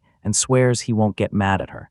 Then he even admits he's glad she wants to do this. Mool asks again, like she just can't let it go. Toru eases into a seat, gently brushes her cheek, and tells her she has nothing to fear so she can finally look at him again. She grins at him, and the next second she's standing at her own tree, staring like, what a weird tree grows right here. Toru laughs, relieved everything worked out, and asks, so what do you see down among the roots? Mew shoots, do you mean that round thing? And Toru grins, yeah, that's your special power, feeling exchange. It lets her trade her feelings and emotions with a target that's been active the whole time. This ability hits hard and stays right in her field of vision. Toru even thinks she started living with cats because she was scared to try that skill for real. Finding someone born with a spiritual instrument is rare, so when she showed up as a kid, everyone around her stared in fear, convinced she was a child of evil. They head back into the forest, and Toru asks her if she's doing okay. She doesn't say a word at first, then she finally surges into a sleepy hug, with a drowsy Sarah sitting in the background. Toru tells her to try again, then he points at the 3 buds on the trunk and asks, can you see them? She nods, and Toru explains that to boost the middle bud, she has to pour this vessel of water straight onto the roots. Mew obeys, grabs a massive vessel of water, tips it all onto the tree's roots, and right after that, boom, a brand new branch shoots out. New screams erupted, something had sprouted, a branch shaped like an arrow with a curved base. An electric radar lit up, pinpointing the direction and distance to the enemies lurking nearby. Toru leans in and asks if she'll actually try it. She grins and says, of course. Meanwhile, Sarah clocks the whole thing from the background, eyes sparkling with curiosity. Mew clenches his fists, shuts his eyes, then snaps them open as a storm of electric arrows rips through the air, zapping trees and streaking past startled people in every direction. Mew blurts out and jabs her finger toward the spot, insisting she senses something there. Then Toru snaps to attention and offers to go check it out. Sarah is totally lost, so she blurts, wait. Then she fires off the real questions. What's happening, and why can I suddenly use 2 skills? Toru spins around, presses his index finger to his lips, and demands silence, and Sarah whispers back, wait, does Mew really have 3 skill buds? Mew bolts to the spot and yells, they're right here. And sure enough, a slug is crawling up the tree. Toru scoops Mew up in his arms and shoves a knife into his hands. Toru shouts at her to lock onto that spinning cannonball and smash it, and Mew does. She hits it dead on and wipes it out.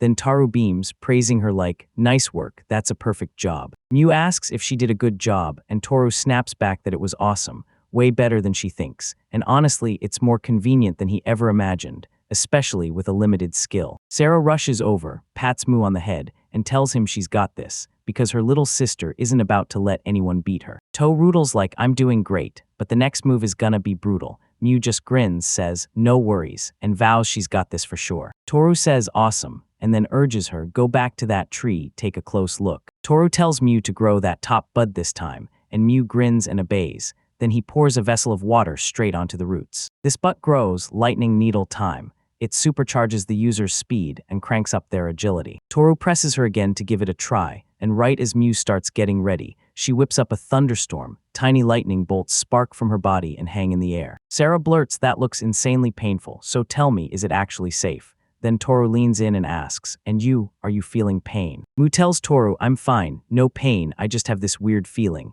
And Toru grabs a handful of small stones, telling her to try dodging them. He casually flicks them one after another, and the new kid just slips past every shot with 0 effort. She even wipes out the last one too, snapping her body back at the perfect moment. Sarah blurts with pure awe that she dodged every last one of them, and Mew throws her hands up, shouting with wild joy that she managed to awaken a brand new power. Toru says it was a crazy good job, and somehow he crushed even his own expectations. Then Mo lunges in for a huge hug. Toru asks if she can finally pass this power to him, and she blurts, yes. But then comes the real question, how on earth does she do it? Toru says she probably never even pulled off a reverse exchange of feelings. Then Ta just stares like, wait, what does reverse even mean? Toller can't forget Sarah's warning about those cats having 0 fleas, and he fires back that it's only true if you ignore moose mange, so why aren't those cats wrecked from it? Moose explodes, yelling that Kuro and Shiro are always glued to her. Toru flashes a grin and asks if she'd mind sharing with him too. Then her mind clicks into gear, and she starts to move. Lightning crawled across Toru's body and he snapped, hey, can you shut your eyes, cover your ears, and plug your nose? Share the lightning needle with me, but just one at a time. Mew insisted. It won't work all at once. She listens to him, shuts her eyes, and blocks out everything, and Toru suddenly senses it. Perfect, it's right on the mark, and it worked.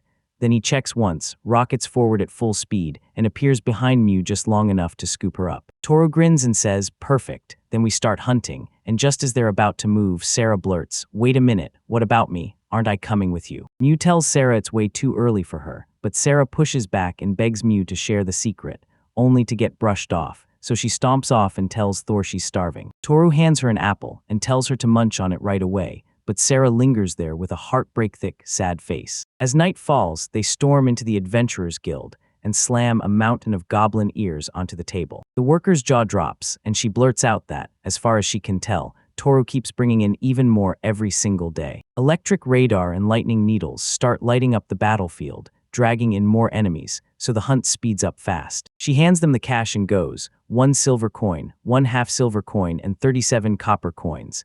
They snatch the money and bolt out. The worker shakes his head. Lately, the squad has been massacring way fewer goblins, but somehow Toru's crew keeps wiping them out like it's easy. She can't stop thinking, how does a squad of 50 manage to track down 50 monsters in a single day, let alone wipe them all out? They head home and Mu naps on Toru's back, while Toru mutters that wandering the forest and hunting all day has to have wiped her out. Sarah grins and swears Mew was incredible. She even managed to master those skills and swap between them, even though she'd just learned them.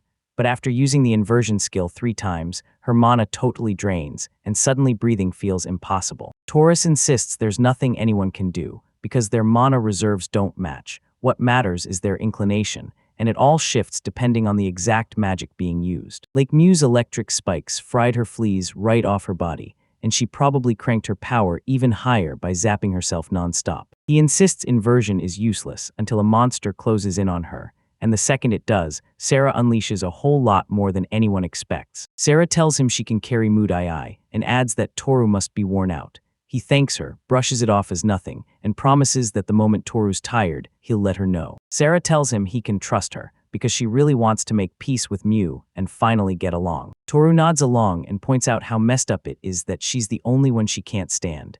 Then he fires back that maybe she swapped emotions with girls her age before, and whatever happened between them left a real scar. Toru tells her not to rush, just breathe and chill. Sarah agrees with him, and she thanks him for caring about her. Toru blurts that he needs a favor, and Sarah perks up, asking what it is, so he goes, "Did you sleep with the cats last night?" And Sarah nods, saying yeah, the couple came to her, and she was so hot she couldn't fall asleep. Toru goes, "Wanna trade a move for 2 cats?" And Sarah says they followed him into his room. Then, right in the middle of the night, they started clawing like crazy at her door. Sarah admits she's not totally sure, but she's pretty certain that's what happened.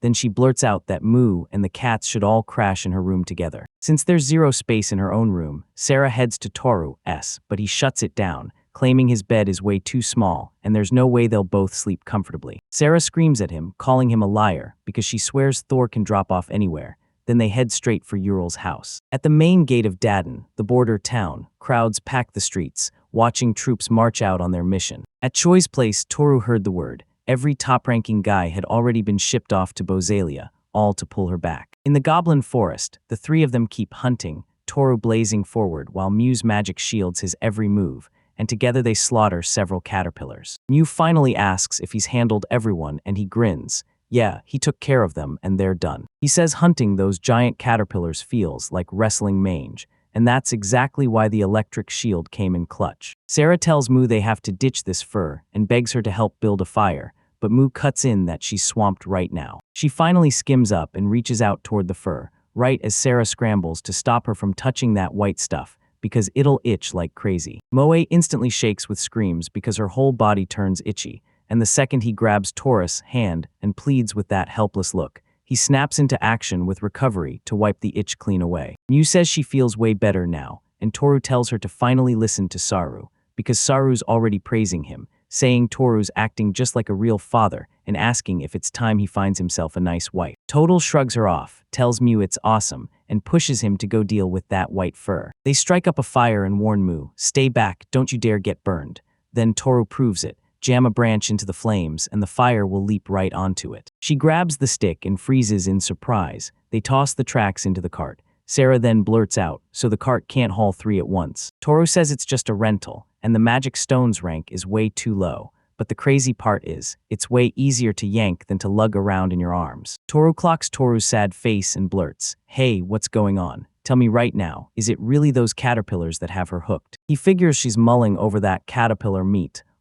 Is it actually tasty? And she confirms it. Toru pushes for them to head home first, promising that if Mu gets tired, he'll scoop her up and carry her. Then Mu beams, totally thrilled. They roll up to the gate, and Carlos is right there. Then he snaps, asking where the heck that little girl came from, because he wasn't watching her just yesterday. Sarah lights up, greets him, and thanks him again for everything he's done. Then Carlos can't help but grin and say she's still just as sweet, asking if she'll join him for dinner. Sarah blurts that it's a fantastic idea, everyone will love it, while Carlos shuts it down, saying they don't need all that overfamiliar stuff. Miu jolts awake and blurts out, "Are we home yet?" The first thing she catches are Carlos's eyes. Then Carlos snaps, "What's going on? And you're not from around here, are you?" Carlos slams a hit into her forehead, and instantly rage ignites. She erupts in furious screams, tearing into him as a stupid guy and demanding to know what he's doing to Miu. Carlos tells her to call him Mr. Carlos, and she's like, how does he even know Muz's name? So he sounds downright suspicious, and Toru just nods along. They keep moving, Toru yelling, "We'll see each other again,"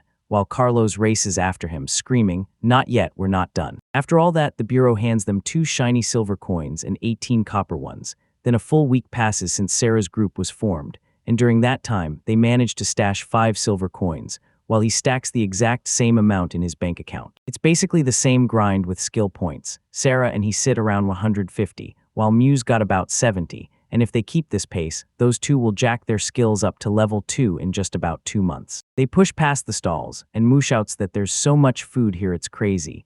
Then Toru tells her it's all up for sale, and she can't taste a single bite without money. Mu hears they're short on money and fires back, calling them savages. Then Toru freezes, shocked, and blurts, "Wait, where'd you learn that word?" Sarah swings by with a kebab in hand, hands it to herself, and digs in like she's starving. Then she passes Thor a single skewer.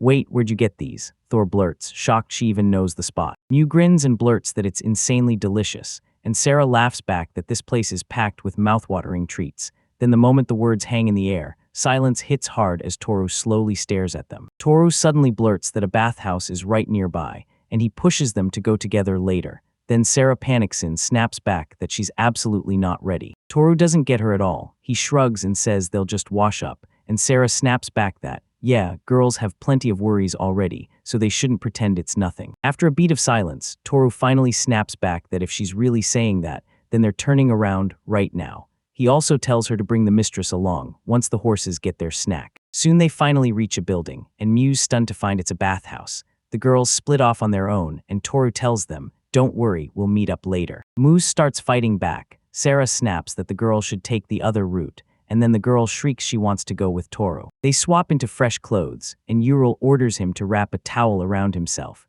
While Sarah hands the towel to Mu, she vanishes on the spot. Mu stands by the pool like it's nothing, insists it's not that bad, and asks if she really has to jump in. He tries to dip one foot in, and instantly winces because the heat is brutal. She snaps her ability on in pure rage, then dives into the water screaming she's not losing. Sarah snatches her from behind, whispers that they've got to wash first, and then they slide onto stools and start scrubbing. Sarah and Miu are laughing together, rubbing each other's backs and pouring water all over, until Sarah blurts that, yep, they're stuck in the foam again. Miu grins and insists that bathing is the best thing ever, and Sarah can't help but laugh right along. Ural jumps in to help them. When the pool finally goes quiet, Sarah stares back at herself and realizes it's only been a week since she came back, but it feels like something huge is missing, like a gaping hole in her chest. Every day she hauls herself into the forest, and it wipes her out. Sure, the trips smash up her routine, but she's got no questions left for the only person she still has, the one who matters more than anyone. Sarah watches Miu swim and leans in, asking if she loves her little sister, only for Miu swim to shrug and admit she honestly doesn't know. Sarah admits she gets it, and that she loves her so much. Miu shoots back that she doesn't hate her sister at all. Miu spots a fan and blurts out, "What's that?" Sarah grins and says, "It's a fan, pay 5 copper coins, slap in a magic stone, and it'll blast cool air for 5 whole minutes." They mess around by the fan, toss Eurohands apple juice and a drink, then drinks it right there with them. They storm out of the bathhouse, and Euro blurts out an apology to Thor for making him wait, only for Thor to grin and say he just left too. Then he leans in and asks, "So, did Mu behave?" Mu starts to admit her opponent is seriously strong, but she's not planning to lose next time. Then Sarah goes, "I feel like I've been reborn," and vows she'll give it her all tomorrow. Toru snaps back that it's not true because they've got tomorrow off. Wait, did he really not mention that to her? Later, inside Uriel's house, a man strides up to Thor, drops to his knees and begs for forgiveness, asking for a chance to help. It's his teacher, Dedan. Toru asks if that's really what he wants, restoring the stone wall in the end. Then Dedan explains that when you go to the Earth God's temple, Gaetaros, they don't do it for free, they demand 10 gold coins. Dedan leans in and asks for a favor, then promises to hand over every device from the magic stones he's been using. Toru fires off a question about why this sudden request. Dedan snaps back that 9 years have already slammed by since the monsters hit this city, and everyone's slowly starting to wipe it from their minds, because they don't feel a single shred of danger anymore. Turo remembers what went down 9 years ago, locks eyes with him, and agrees, because fixing everything in one brutal shot will only make it worse, so they start with first aid. The Dane brightens up, grinning like he fully trusts him. He says the main forces just launched an expedition to Bessalia, and fresh reports are already pouring in. Toru blurts out, "Did the goblin count skyrocket?" And the Dan's eyes go wide as he fires back, "How would you even know that?" Even with the electric radar doing its job, the goblins have been showing up in numbers that just don't make sense lately. Dan admits he knows it's wrong to step in only after disaster strikes, but he'll still make himself a disgrace if it means protecting the residents of this city. Toru tells him, "Yeah, I brought it up in the first place, so stop worrying." And then he adds, "I don't care, go on, you can head out." The Don says he stayed with Sako that day, and his guilt wouldn't let him sleep. Nightmares haunted him with his hair growing out. "Don't camp out there all day, bounce back, because now things are finally sorted," and that's exactly why he's handing the restoration over to Tora. Sarah hit the shops with the owner, so Toru got dragged along and had to rebuild the wall with Mew. They hit the wall and Toru blurts that it's way worse than he ever imagined.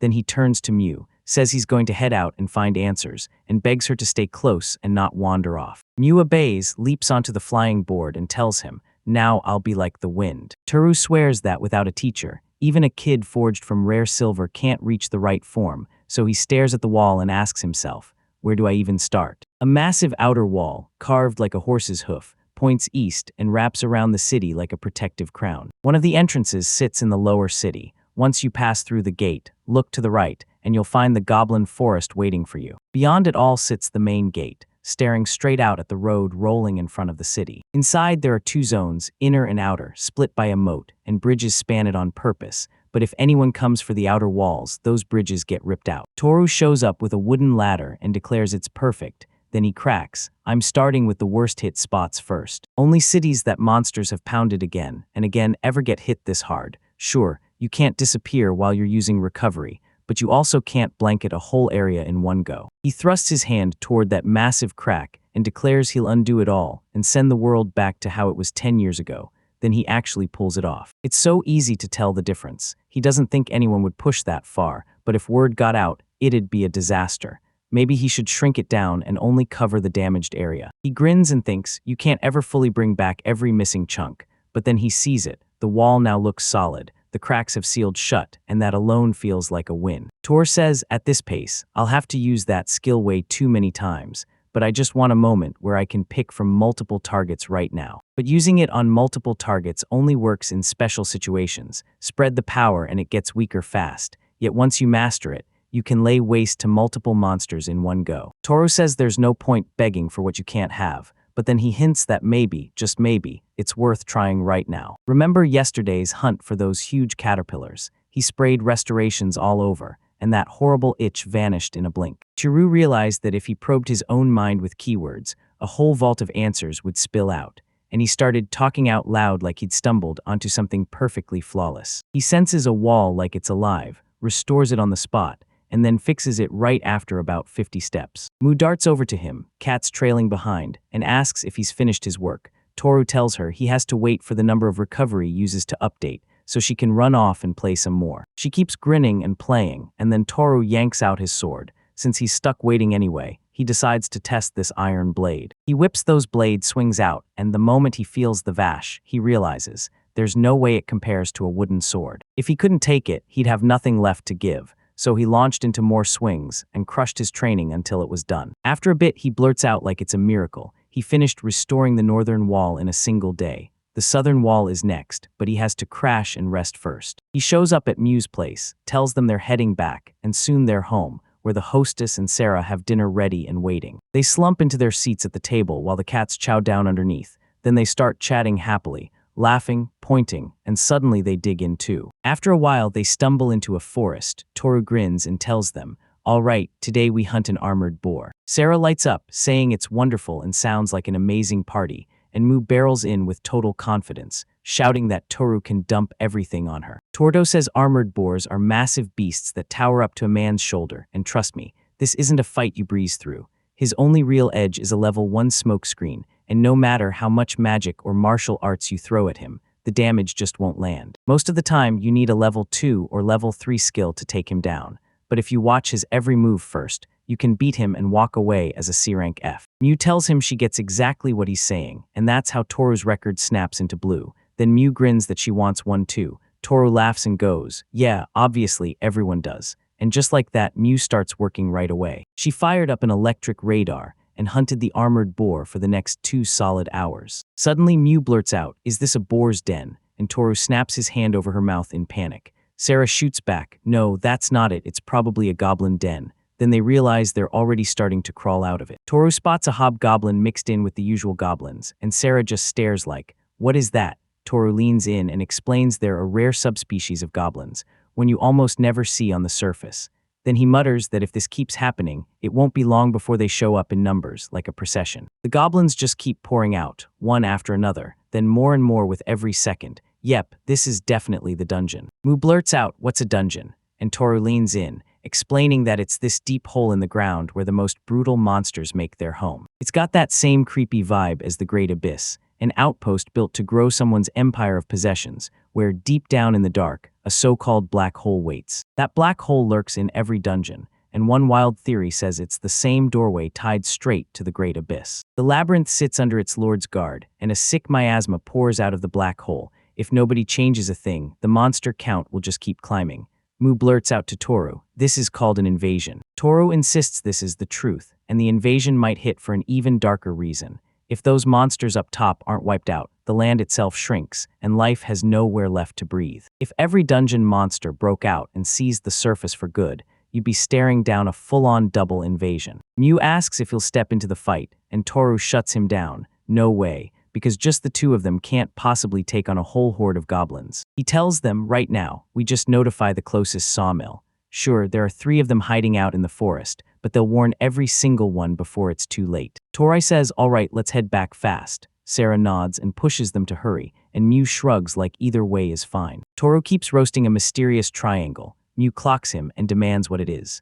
Toru blurts that it's a reward from restoring the wall, an incendiary mix packed into an igniting cylinder, and monsters hate the stench so much it drives them wild. He says it'll smash the hobgoblins too, then he hurls a rock straight into their lair. The goblins panic and whip their heads around, and Toru screams at the girls to run in one direction, right now. Right now, the 4-man crew is hunting too. Soku keeps warning Rikaru that they're nowhere near ready for something like this, but Rikaru shoots back that striking now is way faster. Hisoku insists they somehow got it done last time, but the next round could go terribly. Rikaru snaps back that he's just terrified, because if you never try, you'll never find out. She blurts out a string of curses, demanding how much longer they're going to let this go on, because she's sick of it always ending up exactly like this. She whips around to the 3rd guy, Sassen, and declares he's their leader, then tells him to go ahead and say something. Sisson shrugs and says there's nothing they can do, so let her walk out, because that's just how guys are. Even after all those brutal words, this squad wasn't always like this. Sisson gets it.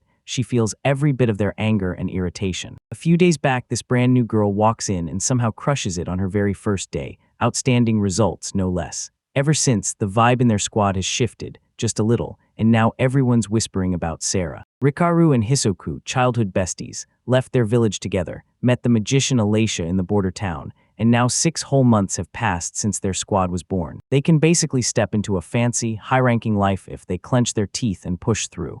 But the truth is, they never had any real special talent to begin with. Suddenly, the ground starts trembling, and right before their eyes, an armored boar charges in. They freak out as the monster locks on and snarls at them. Then Soku blurts, "Is it an armored boar?" And he grins, "Yeah, but it's way bigger than the usual, with way more legs than you're expecting." Ricardo strides forward, and she screams at him to stop, warning Ricardo he can't beat him. Then Ricardo just roars back that he'll handle him himself. The monster charges straight at him, and he leaps on instinct, then whips his sword. But when he feels the hit, he realizes it still managed to scratch him. The monster's snout slams into Ricardo and hurls him back. He smashes into a tree and spits blood from his mouth, while the other three shriek his name in pure panic. Ricardo whips around with a shaking, convulsive voice, pleading for them to run. The monster slams toward them like a wrecking ball. Sisson yanks out his shield and shouts for everyone to run. Isoku's body starts shaking. He locks up, rooted to the spot.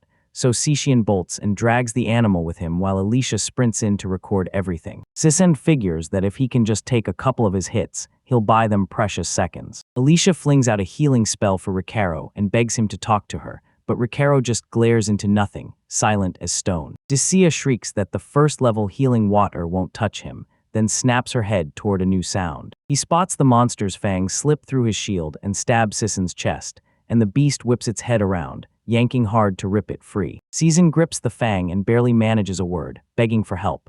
Then suddenly he slips, smacks into a tree, and goes down face first. The police start to sob and tremble, totally unable to believe what they're seeing, because the monster is staring straight at her. Suddenly Ricardo jerked up and barked, "Run!" and she clung to him, screaming that she'd never leave him. The monster charges straight for them, then POW. An arrow slams into its forehead, and it's his Soku, shaking with trembling hands as he fires it. The monster snaps its attention to him, and Alicia shouts for him to run, but he releases an arrow right as Alicia covers Ricardo, and his legs just won't move again, because, like always, he can't move. A monster slams Ahsoka down, smashing his bow and scattering his arrows, and when she sees it, she sobs, crying out his name through tears. His Soku is sprawled on the ground, limbs snapped and broken.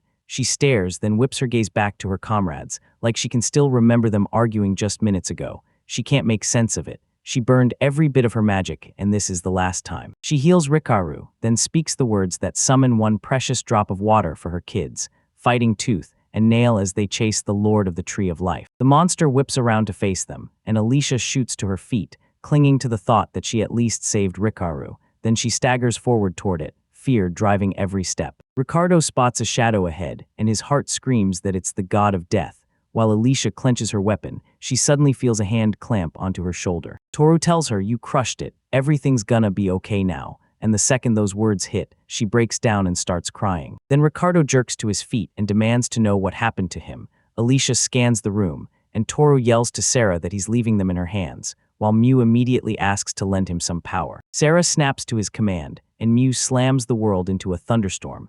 Then Toru darts in fast and lands right in front of Hisoka. Alicia spots that he's alive, and hope floods her face as Toru rockets past the monster, rushes up to Sisson, touches him, and drags him back to life, while Sisson finally recognizes him. Toru lunges in a blur and swings his sword at the armored boar, but it slips right off, leaving the monster totally unscathed. Toru figures that if this keeps up, the Fender needle will finally calm down, but he's going to think it through hard because he can't afford to mess this up. He whips his head back and spots a tree, then he rockets toward it, scrambles up the trunk, only to falter mid-climb as the thunder needle's power finally fades. He tumbles out of the hollow and bolts like his life depends on it. Then his hand slams against a tree, and the boar snaps into place, pinning him tight between the trunks. Nobody could figure out what that was. Alicia just gasped and asked what in the world happened when that ancient tree pulled it off, and Mew screamed at Thor that he was unreal, saying he'd been faster than the thunderstorm itself. Toru can't believe his own power as his palm shakes in shock. Then Ricardo turns to Alasia and demands answers. Alasia crumples to the ground, exhausted, and breaks down in tears, swearing she has no idea what just happened. Ricardo is at a complete loss, while Mew steadies her, calming her with gentle strokes on the head. Then Toru drives his blade straight into the armored boar, and it howls in agony. Toru swears it's an armored boar, but then it's massive, and those huge legs make him rethink everything. Then Sisson rushes up to him, begs for forgiveness, and pours out thanks for saving them, while Toru just waves it off, saying he wasn't really being heroic at all, he was only hunting him. Sisson blurts out, "Why'd you save us?" And Toru just raises his index finger to his lips, shutting him down fast and begging everyone to keep quiet. Sisson throws another apology out there, and Toru snaps back that, either way you spin it, it's got way too many legs. Sisson nods, saying it's not some run-of-the-mill armored boar. Those things are special species, the kind he's run into before. If monsters aren't hunted, they multiply like wildfire, and when their homes keep shrinking, they start mutating. The battle-ready freaks they become, Those are the special species. Toru tells Shisen, we found a goblin cave earlier, and then, out of nowhere, they started spilling out. And Shisen is stunned by how sudden it all was. Toru leans in and asks if he can help, while Rikaru shoots back, asking if it even sounds like a big deal. Then Soku jumps in and backs him up, saying that yeah, it really is. Alicia fires the question to Shisen, and he shoots back with total confidence. He's going with Toru, and they all silently lock in with a nod. Toru yells that they need to bolt first. This is the armored boar's home turf, after all, and Sarah fires back, you're really leaving the prey here. While Mew asks, wait, does Toru not even want meat? Toru tells them, I'll grab you on the way back, come with me. And Mew fires back, I can't wait to get back. Northeast and southeast, you've got lumber mills, and one more hidden along the forest path. They all spill into that same trail, and Toru takes one look and declares, this is excellent. He tells them to sprint for the southern sawmill, and the three of them finally roll into the northern one. A man spots them and lights up when he sees Toru, until he blurts out what's going on, and the next second goblins spill out of a cave nearby, turning everything into a nightmare. Panic smashes across his face as he yells that this can't be happening. The man barks a blast through the sound, yells that they're out of the cave, and screams that everyone must evacuate.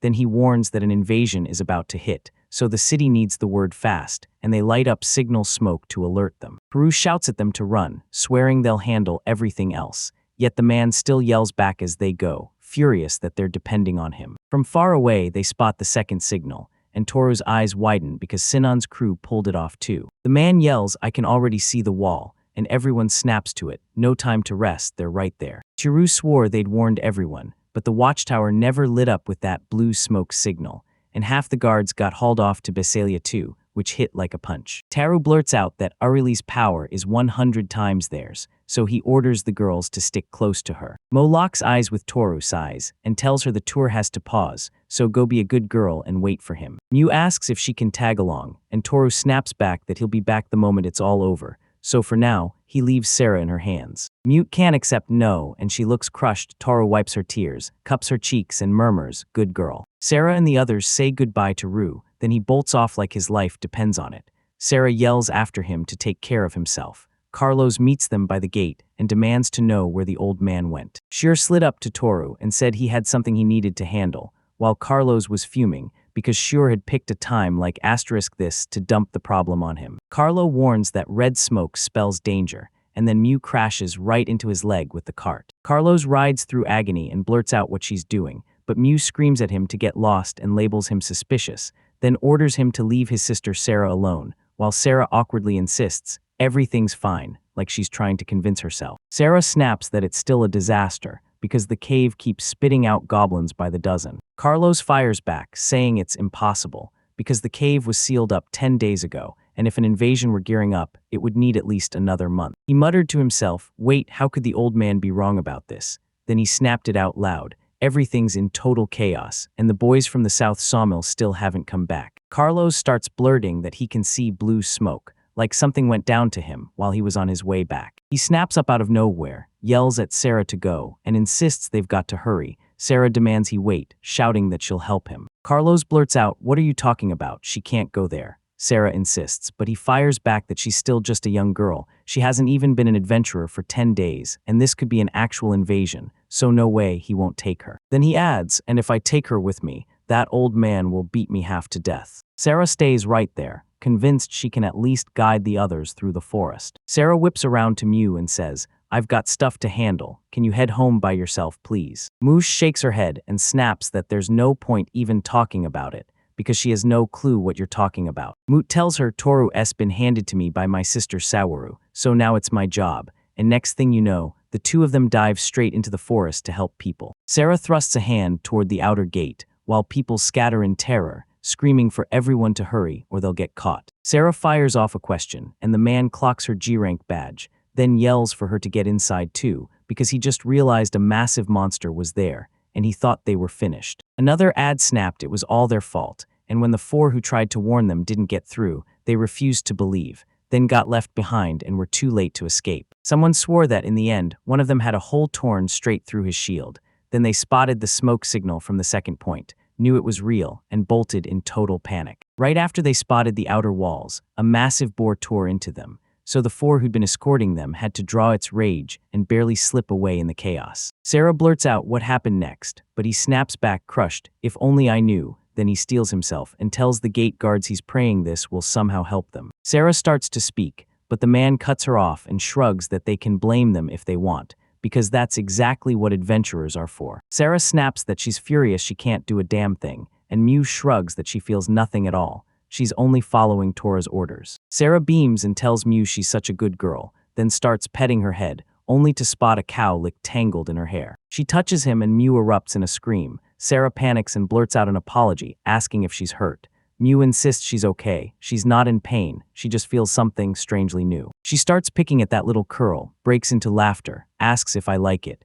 And then I can't help but mew as I realize I'm totally, seriously enjoying it. Mew tells her she can keep going, and Sarah checks her head like, wait, there's a second one. Sarah leans in and asks Mew, be honest, is it really true we get along so well? And Mew answers, yeah, it's true. Sarah drops into a squat and asks if she can test that same union, then tells him to look right here, because her appeal is clearly getting way more useful by the second. She just wants a perfect way to say, I love you. And when Mew panics that Sarah will hate her after they become one, she quickly tells him, no, I'm not going anywhere. Mew asks if Sarah won't snap even when it's rough, and Sarah swears she won't get angry at all. Suddenly, people burst out from the trees in full panic. Right behind them barrels an armored boar. Then everyone snaps into wary, ready-for-anything mode. The monster was seconds from tearing into one person. Then Sarah called out her appeal, and the monster slammed into the barrier, smashing its face wide open. Sarah shrieks at the man to sprint, and he blurts out thanks for saving him. Meanwhile, the monster drags itself up, and Sarah grabs the cart's rope, shouting at Mew to hang on tight. They bolt, and Mew shouts to everyone that the boar has finally risen. Magic stones start gushing out of those sleds, Sarah's racing thoughts screaming that she can't waste a second worrying about the magic stone. With their last scraps of strength, they sprint for the gate as the guards bellow, hurry, run faster.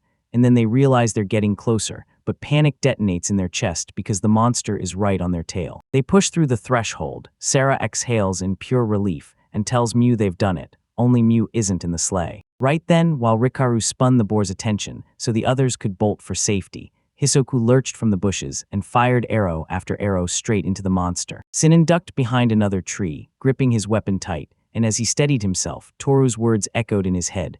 This upgraded armored boar has extra legs, so it's faster than ever, and those quick sharp turns are brutally hard to pull off. Sinan hurls a rock at the boar, banking on the rock as a shield so even they can slip out of the attack. Sign admits the brutal truth. They still can't take on an armored boar face to face. So they just had to buy time, let the sawmill crew slip away first, then they'd have a chance to survive. Suddenly, Carlos shows up right in front of him, blurts out an apology for making them wait, and promises, don't worry, I'll take care of you from now on. Three more burst from the bushes and cheer Carlos's arrival. Then the monster lunges for him, but Carlos cripples it, stabbing one leg, then the other, and the final spear drives straight into its mouth. Carlos snarls that now is not the moment to expose that massive pig snout, then declares it's all over, and hurls his spear straight at the monster. Boom, an electric flash snaps to life, shocking Carlos so hard his spear jerks forward and slams the monster's whole face, obliterating it completely. Carlos smirks and all the other kids swarm over to him.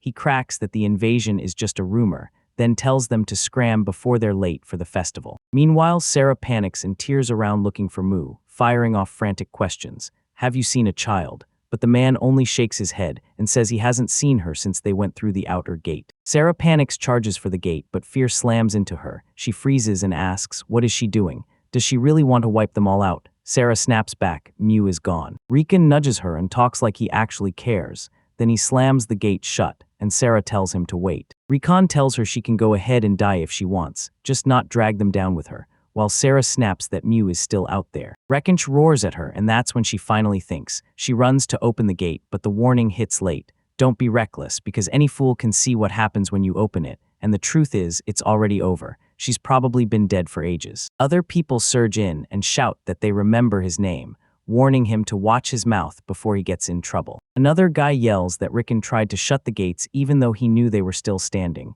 Riken fires back that he was trying to save the city, but the response is brutal. His job is to fight monsters. They're furious and insist, Lady Sarah kept us safe. Then they start yelling at Riken, saying he's getting paid plenty, so stop slacking and do your job right. The second one yells that he used to be an adventurer, so he can take that boar down by himself, while Rika stammers, no, he's just a shield bearer. He can't face it alone. Rickon bolts away from the gate, and the whole town surges after him, while Sarah suddenly hears Mu call down a raging thunderstorm. She jerks herself upright, slams the huge gate with her fist, and demands to know if anyone's there, while Sarah only catches the part where she's determined to protect her little sister. Sarah remembers every word Toru handed her, and the moment the gate shuts, Mu hops right off the sled to make it lighter, so nobody hears a single sound. Sarah's hands start shaking and tears pour down her face.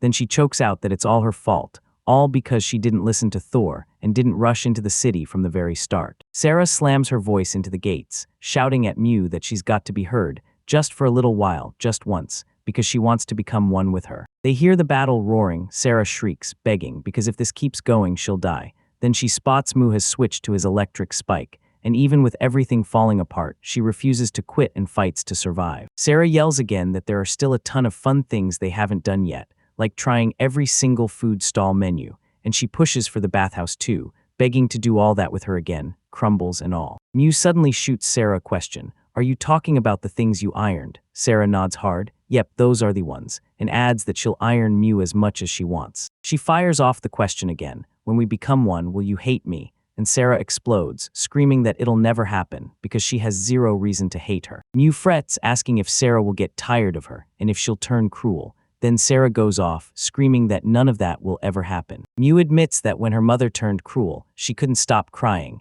Every tear carved the memory deeper, and she still remembers her mom. Sarah swears she'd never say something like that, and she'd never, ever be cruel to her. She tells her Toru's always shown up to save you, now it's my turn. And if Mu decides to go anywhere, she'll be right there to pull Toru along with her. Tears spilling down her face, Sarah tells Mu she loves her with her whole heart. Then, after a beat, a puff of smoke crawls up from beneath the gate. Sarah catches on and dives right in, scooping up dirt, flinging it aside, and yelling Muse, over and over until, at last, she reaches out and presses her fingers into Muse's palm. Sarah stretches her hand out, shouts for Mu, and finally makes contact. When her fingers touch, a wild, strange rush floods her and knocks her back with awe. Now Sarah finally sees the movies. Then a boar charges at full speed. She snaps into action and fires the appeal the second it's close, slamming the monster right into the barrier, and it spits blood from its mouth. The monster won't let up and swings again. Sarah fires off the appeal once more, and right as it connects, the boar's fangs start cracking. The third time she makes that appeal, the monster instantly drops its fangs, and then the boar's muzzle rips clean off, thumping to the ground lifeless. He chokes down a gulp of air, staring as the monster finally dies, and after a while she can't help but wonder if he's dead too. She snatches the stick, smacks it across her own face, and breaks into a grin, then jumps to her feet yelling that she's won again, and that everyone sees how insanely strong she really is. Beyond the gate, an exhausted Sarah slumps and whispers to herself, "It was me, I beat him." Then her strength snaps, she crumples to the ground, unconscious. 90 minutes after that smoke signal lit the sky, Harrison's flag shot up on the clock tower, and the guild members started closing in. With high-ranking adventurers storming out to retake Bozalia, a crew of ranged fighters and gatekeepers snapped into defensive formation on the wall, about 30 people total. 40 more adventurers rallied into a tight close combat crew, then burst out immediately to smash back in a full counterattack. E-rank gatekeepers and a swarm of low-level adventurers packed into the city square, ready to jump in the second the gate or wall got breached. One of the commanders storms onto the scene and shouts that the northern gate is packed. Enemy after enemy has just been spotted. They stare down and their mouths drop. Goblins swarm on armored boars, while caterpillars and a bunch of other nasty creatures crawl around all by themselves. The boars slam into the wall in a frenzy, while slugs and caterpillars brace themselves against it, holding the line so the goblins can finally climb up. Someone leans in and roars that he'll handle those awful goblins himself, while the other snaps back, warning him not to be reckless or stick his head out like that. In the next breath, the goblin hurls a stone straight at his head, and boom, an explosion rips through him as he drops dead. Slugs sink their teeth into people's legs, and the victims scream as they get dragged down. Then the slugs finish them off at the bottom. With one savage shout, like they'd forgotten what a real fight even felt like, he calls for a cleanup right here, then roars that the enemy's got the numbers and they can't afford to hesitate.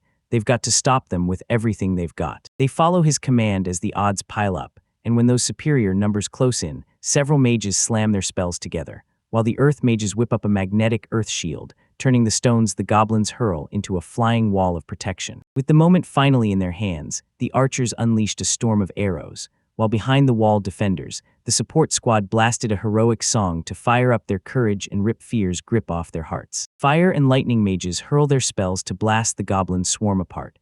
Then, out of nowhere, slugs start ripping through the air, and one guy yells that they're firing caustic bullets. Someone groans in agony and he snaps. Looks like you're tired of waiting, so you finally decided to show up, and that's when the hobgoblin shamans reveal themselves. The archer fires a tracking arrow so there's nowhere to run, and it drops those goblin mages fast, right to the head. The commander bellows that this is perfect, and that he's sending a melee squad to pin them down. Then the soldiers charge from below, smashing straight into the goblins. People slice through the monsters one by one. Then Dan strides in, armored to the teeth, and everyone warns, you can't even tell who the real monster is here, like it's just what their boss would expect. He whips up roaring lightning, and the crowd starts to panic, like they'll be next. Then he blasts a single bolt that wipes out every monster, boars included, in one shot. A massive hole rips open in the ground, and one soldier grimly admits he really went too far.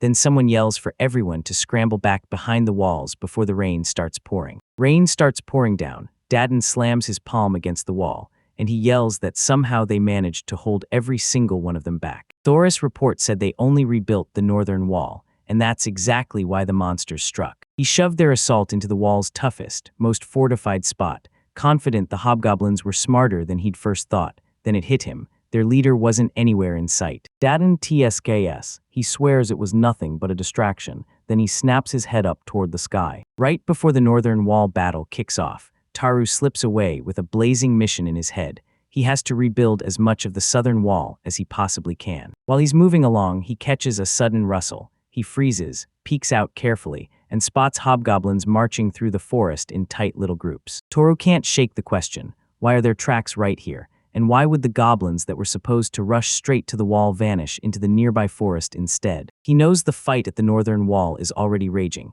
and it hits him hard. Should he charge in, or turn back right now to summon help? He backs off the plan fast, because if the hobgoblin's real target is the north wall, then once it starts, it's already game over. There's no time to run. He clutches the memories of 10 years ago and vows, not again. I'm stopping this before it happens to me all over. What he refuses to lose more than anything is that lucky dinner table. Then, right when he's locked in, he spots the goblins starting to smash their way through the wall. Tor finally clocks it. That whole attack was just a distraction. Then he clenches his fists like he's about to unleash something. He can't stop wondering if he'll be able to wipe out the hobgoblins by the forest without messing up everyone trapped at the wall. Even after the lightning needles wore off, that armored boar still broke free and surged forward at high speed for a few more moments. He still remembers what it feels like when every single cell in his body screams, Max, but can he pull off that same miracle again? He yanks out his sword and steels himself. I've got to try. Then he bursts from the bushes, screaming like a war drum, and the goblins get blindsided as they scramble in panic. Toru whips his sword through the goblins in a blur, cutting down several before they even hit the ground. Then he immediately ducks behind a tree, because there are still far too many. His hand shakes from the strain, but once he catches his breath, his head clears, and he realizes at this pace he can take them on. Suddenly, a chilling dark aura creeps over him, and he can't help but wonder if it's the same mastermind who ordered his troops to hit the northern wall as a diversion, setting up the brutal surprise strike. Is that the hobgoblin leader? Toru spots it. Our deadliest warrior just stormed into the scene, and right when he does, the wall collapses and the goblins smash through. Taru realizes this pace is doomed. If it keeps going, the city won't survive a two-sided attack. He charges right at them, and the goblins spot him instantly. Before anyone else can react, they turn toward him as he swings and rips the head off the first one. Toru presses his hand to the wall, snaps it back into shape, and the goblins freeze in shock. Then their fury erupts like wildfire. Thor is swarmed by a whole army of goblins, and he clocks it. Around 10 of them slipped into the city. They rush him, and he whips his twin swords, cutting goblin after goblin down until their heads and limbs fall one by one. One of the goblins still slashes him, and he staggers, shaking as he tries to patch himself up with a trembling hand. Then one of the goblins charges straight at him. The goblin yanks Thor's sword and drives both blades straight into his stomach. Right as Thor's mouth pours blood, he claws his hand up, hurls his knife into one goblin's eye, and leaves it screaming. The others gape in shock as Toru lunges forward and drives a kick straight into his chest, sending the goblin crashing back. Toru yanks the knife out of his own stomach with a blood-choking scream, then coughs up red as the goblins stare in panic, because the wound seals up instantly, leaving not a drop of blood behind. He keeps slicing through goblins and ripping off their heads, and then comes a speech begging the ice god to grant eternal rest to everyone who defied his will. Someone was casting the ice sleep spell, the one the Ashen clan uses to mess with you, then knock you out and leave you drifting under its cold grip for a while. Toru realizes the goblin's fall isn't just a trick, it's real sleep magic, and that means only one person in the whole city can wield ice like that. Uro closes in on him, and while every goblin snores upright, the mistress beams at Thor and praises him for coming back. Toru asks the owner what she's doing here, and she sighs, saying these days places like this get hit with attacks, so the housing is dirt cheap. Suddenly the goblins jerk awake, but before they can even blink, Toru snatches the only thing that lets them breathe, their heads. He still hasn't heard the victory horn blasting from the north, so he knows he can't wait before the hobgoblin chieftain and his troops slip away elsewhere. He snaps his gaze to his mistress. She gives a quick nod, admits she can't last much longer, then pleads for him to let her stay by his side and fight with him. Toru grins and nods, then strides to the wall, plants his palm on it, and brings it back, like he's already counting down the next moves, convinced you've only got 3 uses left after this. The goblins smash the wall again and pour in, swarming like a living nightmare, and when they finally look up, Uro is already hurling another spell, urging them to find peace. While everyone's tucked away in hibernation, Toru slams them down on the spot. Then the second wave of goblins bursts in, their leader lurking behind them as he blasts fog into the air. Ural's icy crystals, the goblins freeze in fear. Then Thor hurls in with his swords, cutting them down so hard they bleed and shudder, but they still can't move an inch. Turf can't believe it. One breath of those tiny crystals, and the hobgoblin's healing power gets fully shut down. He finally realizes the only move left is to chop them up, and so he does it again and again. Then he whips around to the owner and sees she's fading sick, struggling, and he snatches her up just before she slips into unconsciousness. Even with only low-level skills, she unleashed them again and again, against wave after wave of enemies. That interruption must have slammed into their flow and drained them so hard, she must have burned through an insane amount of magical energy. The mistress presses herself into his back as a fresh wave of goblins crashes in, then Toru locks onto the exact moment when her magical energy peaks. Then he'll bring it all back to life, no hesitation. The goblins rush in, spot their dead comrades and try to bolt, but their leader steps in, and every last one of them drops on the spot. 4 snaps to the truth he's the hobgoblin's leader. Then he turns to Urale and blurts, "Can you go?" She fires back, asking if it's because of Thor that the pain in her hips is gone completely. Toru promises he'll figure it out somehow, so he begs her to slow down and get some rest, while Ural tells him that beating the hobgoblin chief usually takes 5 F-rank heroes. Doesn't this look exactly like the test you've gotta beat to become an E-rank hero? Toru tells her not to sweat it, he's gonna be fine. He orders her to stay back and watch from a safe distance. Uriel nods like she gets it, then walks away, leaving Toru to handle it. Uriel leaves, the hobgoblin leader starts growling, and Thiru's whole body is trembling with pure excitement. He stares at himself, thinking, this skin feels like armor, and somehow it looks like I'm running around in nothing but fur. He can't stop wondering if that steel blade will slice right through it.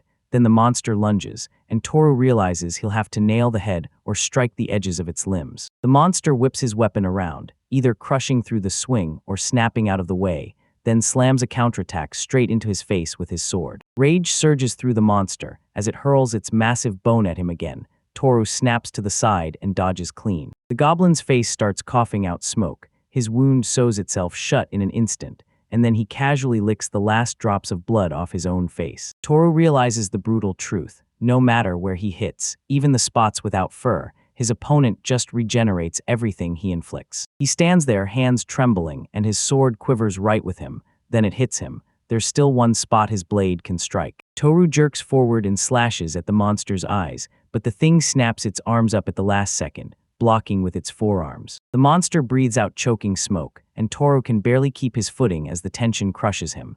Then the goblin's grip slips, and Toru whips up a hit straight into its eyes. The monster shrieks in agony, clamps both hands over his eyes, and staggers off balance. Then Toru barrels in again, unleashing a relentless storm of attacks to overwhelm him. Then the monster lunges forward, clamps a hand on Thor's collar, and Thor instantly realizes he's trapped. He stretches his hand to the wall, taps it, and hits restore. Then the wall balloons up, and Toru crashes backward onto his back. The wall slams the goblin and pins him so hard he can't see a thing anymore.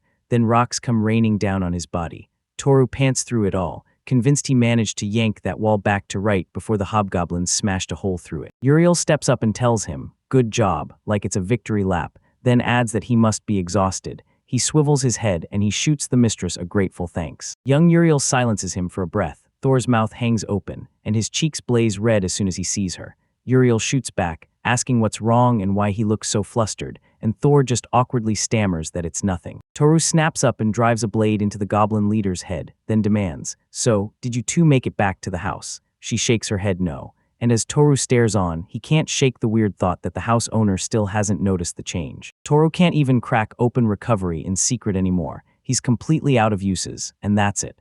Uriel snaps that she'll take care of everything here, then shoves him to hurry and get back to the gate. Thor thanks her, hands it all over, and promises, "I'm leaving it to you." Then he bolts out in a hurry while Uriel stands there, already plotting what she'll cook for her today. The rain finally dies down, and the plants drip from every leaf. Carlos hurries to Thor and blurts that he's late because the party's already over. Right beside him, the seasoned group stands there too. Thor froze in shock. He was sure the rally point was somewhere else, and then it clicked. The four of them really did find it here. Sisson says that the second the horses finished their mission, they ran into a fresh armored boar, but Carlos swooped in and saved them. And just after that they found Sarah and Mew waiting at the gate, so they held the line and protected the whole area. Carlos says that just before the gatekeepers arrived, they snapped into a team and went on a rampage, hunting the remaining troops deep in the forest. Toro tells Carlos he owes him. Then Carlos's face flushes red as he stammers, saying no, he doesn't, and that Toro should let him go find his own path, where he can move forward without stressing over something this minor. Suddenly someone yells, "Thor." He snaps around and spots Mew and Sarah charging at him,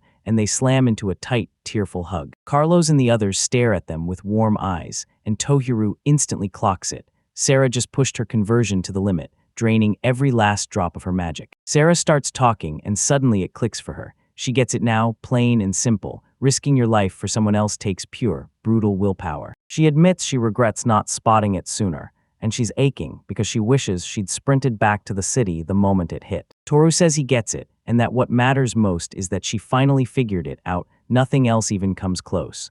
Mew asks if he wants the story of how she crushed the boar, and Sarah confirms it. She defeated it. Toru locks eyes on them, then, bam, he tackles them into a super tight hug, and the girls instantly turn crimson and scream in joy. Torai says we really gave it our all right, and he can't even put into words how relieved he is that everyone's safe. Then he snaps, "It's my fault. I shouldn't have thought the adults could take care of it." Sarah starts to snap back, insisting it's not his fault, it's hers, because she couldn't pull off something that should have been easy, and Mew fires back that he protected her, just like he promised. Sarah's indignation flares as she yanks Moose's cheeks and snaps that it isn't nice to defend her like that, then warns that if he does it again, she'll be furious, and Mew shoots back that Sarah already promised she wouldn't get angry. Toru watches them trade words and can't help but smile, thinking, wait, are they finally starting to click? The very next day after Dan and City held the line against the Goblin Forest attack, the troops Sicko, the deputy chief, sent out came rushing back. The report backed up everything investigators had been digging into for ages, and the moment you looked past Bissalia, you saw the aftermath. An entire stretch of land turned into a monstrous dungeon. Just like that, top-tier adventurers stormed into the dungeon and crushed the threat before it could cause any trouble. The real problem, this infiltration hit right before the goblins launched their attack. At Choi's place, Peter Dadon leans in and grills Sako. Does he really want to tell him that yesterday's goblin raid is somehow tied to the dungeon's destruction in Bissalia, like the disaster that came crashing down with it? Sako tells him it's only his guess, and says they still need to dig deeper to figure out the real cause. Sako adds that after the attack, their countermeasures fell apart, and on top of that, the goblins' sabotage threw everyone off their game, giving them the perfect opening to slip into the city. The final one crumpled fast under a passing seeker's strike, but that didn't erase the truth. Every effort thrown in there ended in total failure. Dadon bursts into laughter and tells the passing seeker, "Thanks so much. Without you, the tragedy of Bissalia would have struck all over again." Sako snaps that this isn't a joke.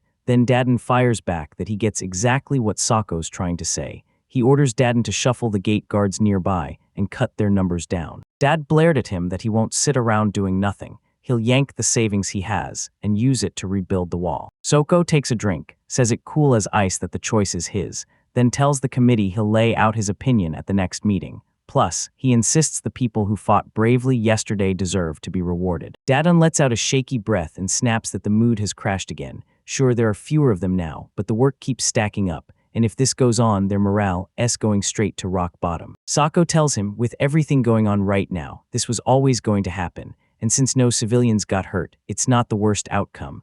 But the gate guards grabbing people and shutting the gate on them makes them look absolutely terrible. Dadun says they better thank them for this, no question, because Soko points out that this time only 3 gate guards bit the dust, while 9 years ago it was 1, then 2. Dadun practically sputters like, "Come on, I can't even believe this. My idiot student actually became this capable." Sako claims the guy in question was hanging out with another seeker, but right as he's about to explain, the establishment's waiter barges in, spouting tales of nameless heroes who famously wiped out dozens of hobgoblins and even their terrifying leader. The waiter swings around and blurts out that there's even a wild rumor one of these heroes is a beauty with a broom. And all across this city, people are stirring up chaos, hunting down these mysterious heroes like it's the hottest secret around. Dadun tells Sako he's met a man, Toru, and that Toru blew past every expectation he had, and Sako nods like, "Yeah, I felt it too." Then they both keep drinking. Detton remembers it and blurts out what Sako told him, Lady Ural's words, clear as day. She's the kind of man who sees through every lie, unmistakably so. Sako grins and swears, like he always does, that he's in for a huge shock, because her beauty is absolutely unreal. Dedon tells him if Toru can turn back her youth, maybe he can also shave off that rough, worn-out look Sako always drags around. Sako cuts him off, saying his selfish wants can wait. Right now, there are bigger things to handle. Dadon presses, asking if he's talking about Visalia, and Sako snaps back, "What happened?" Sako spills the truth, sure, they can handle the dungeon, but the labyrinth boss is wrecking their plans, and taking it down won't be easy. That's why he pushes Toru to dig deeper and get stronger than ever. Right then, Toru finally meets Carlos. He straight up asks if he's abandoning the gate guards and heading out of the city. He nods and says, "Yeah, I'm leaving, and I'm going with Rikan." After he fled the gates once they shut, leaving innocent people behind, Rikan's selfish move hit hard, so they ripped away his seeker title and sentenced him to be banished from the city. After all, this so-called loser has been his partner for years. There's no way he can just walk away. He sinks into his own mistakes, and Carlos starts believing they can still work it out together somehow. Carlos tells Tora to go apologize to Sarah for not getting her to those restaurants. Then he leans over and calls Mew a squeaker, daring her to tell Sarah that Carlos is actually a total cool guy. Taru tells him it's going to be tough, because Carlos knows he's not going to lie to her, and Carlos just grins at that. Toru thrusts his fist toward him, and Carlos reaches back with a hand that has no wrist. Then Toru leans in and tells him this is his parting gift. He remembers every hunt they ever shared, how he sharpened and restored the blades like it was second nature. Then he drops the truth. This is the farthest his skill can take him. Carla bursts into tears, insisting this skill isn't useless, not even close, and he's like, "Yeah, it's incredible." Carlos's arm springs back to life. He stares at his own restored hand. Then Toru turns on his heel and strides away. Ural is grilling up meat like it's showtime, and Mew and Sarah are absolutely thrilled. Mew asks if this is a meat party tonight, while Sarah leans in to tell Thor it's incredible, with meat so thick it's basically legendary. Ural brags he's got even more, roast ribs with white beans, plus fresh round potatoes and onions. They've got mincemeat skewers packed with a tender, punchy-smelling filling too. Ural swears there's still plenty left, so she urges everyone to dig in and eat up. Yesterday, Toru accidentally sent the mistress back to her youth, but now turning a woman who looked young and healthy again into an old version of herself would be painfully awkward. So when he finally asked her about what happened, he realized with a jolt she actually loved it. Mu shouts bon appetit, and the whole group digs in at once, while Sarah and Mu drift off, savoring the food's sweet, satisfying taste like it's pure pleasure. Everyone's eating, yeah, even the cats slip in and chow down on the meat under the table. And once they're done, Sarah groans, "I've been stuffed too much, I can't even take one step." Toru tells her she went way too far and devoured 5 full plates, and she just shuts him out and keeps going. Uriel tells them she hopes they loved her cooking, and Toru turns right around to thank her for that insanely delicious dinner. She beams and tells him it was pure joy to give him that, her gift to celebrate the win over those 2 armored boars, and says the blue adventurer tokens in their hands are the proof. Mew snaps that it's unfair since she's the only one without a blue token, and Toru tells her not to stress. She'll rack up an F rank fast because, come on, she's the strongest of them all. Most smiles and swears it's the truth. Ural groans that it's a damn shame his promotion to E rank got dragged out, because he still smashed the hobgoblin chief, even though the dungeon wasn't fully cleared. Toru grumbles that missing out on a dungeon-conquering skill sucks, but he's relieved he didn't end up drawing way too much attention. He adds that he didn't let the monsters overrun the city, and he's already hauled in way too much gold to ignore,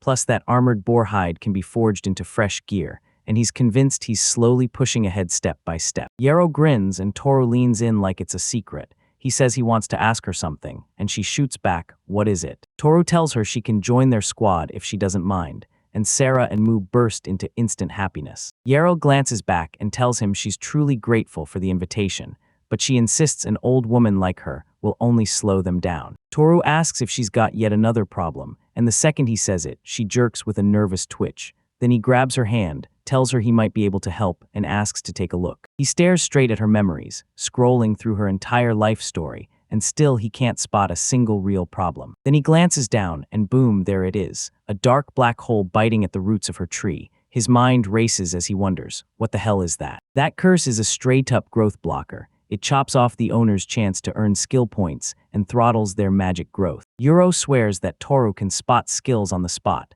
No measuring device needed. Then her expression crumples into heartbreak. She blurts that this cursed fruit is exactly why she had to quit being an adventurer. She recounts the time, years ago, when the head of the temple showed up in their village, and nobody could figure out what he wanted in a place so godforsaken it barely deserved to exist. Someone claims she said she wanted to meet your earlier yell. Then the whole group freezes in shock and calls her a damned witch, but someone immediately snaps, shutting her down. She can't toss that kind of thing around so casually. At Ural's place, she pestered her again. Did the temple's head truly want her to become a teacher? The woman nodded, and Yuri finally breathed out, thanking her for trekking all this way just to see her. She spits out a refusal. She won't take her offer. The temple leader presses her, asking why someone like her, once eyed as a hero candidate, bylaid on the adventurers. She shoots back a question about the mage killer, then freezes, silent. The temple master swears that when you beat the dungeon lord and seal the black hole on the skill tree trunk, a fresh fruit usually blooms. But then, in one twisted labyrinth,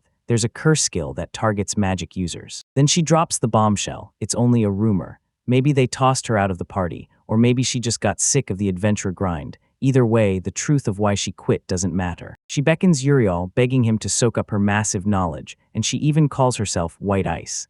Uriel nods and tells him, at the temple's head say-so, she was promoted into the role of teacher. She turned her dreams into fuel for the next generation, planting hope in them and helping them grow. So now Toru says he finally gets it. Toru says he tested the curse. Turns out it nukes your skill points by tenfold after every monster you beat, then slowly drains your magic reserves, even though they're supposed to grow as the years go by. In that instant he freaked out, sprinted to find her peak magic, and hauled her back right on time, so she could recover, and Sarah immediately asked, "So you can't just use your skill to get rid of it?" Toru says that if it's a skill tree branch, he can spam recovery as many times as he wants, except the recovery time reversal effect locks it down so the skill fruit can't be plucked off the trunk. Sarah asks if she can take a look, and Uriel just tells her, "Go ahead, try."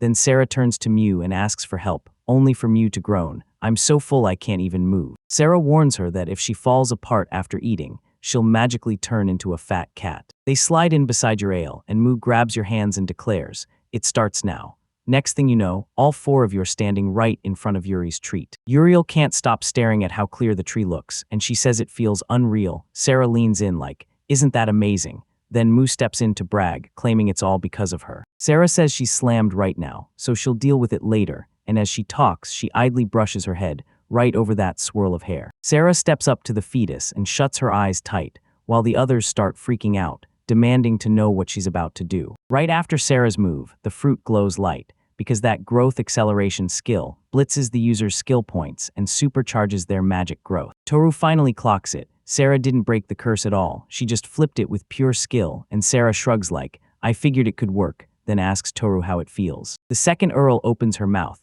the mistress flings herself into her arms, tears streaming down her face, and Earl still won't answer. Sarah grins and hugs her back, then Toru yanks Uriel's hand hard, and before anyone can breathe, a scream rips through the air. She can't breathe. It was Mew perched on Sarah's lap, while Uriel clamped her arms around her and squeezed tight.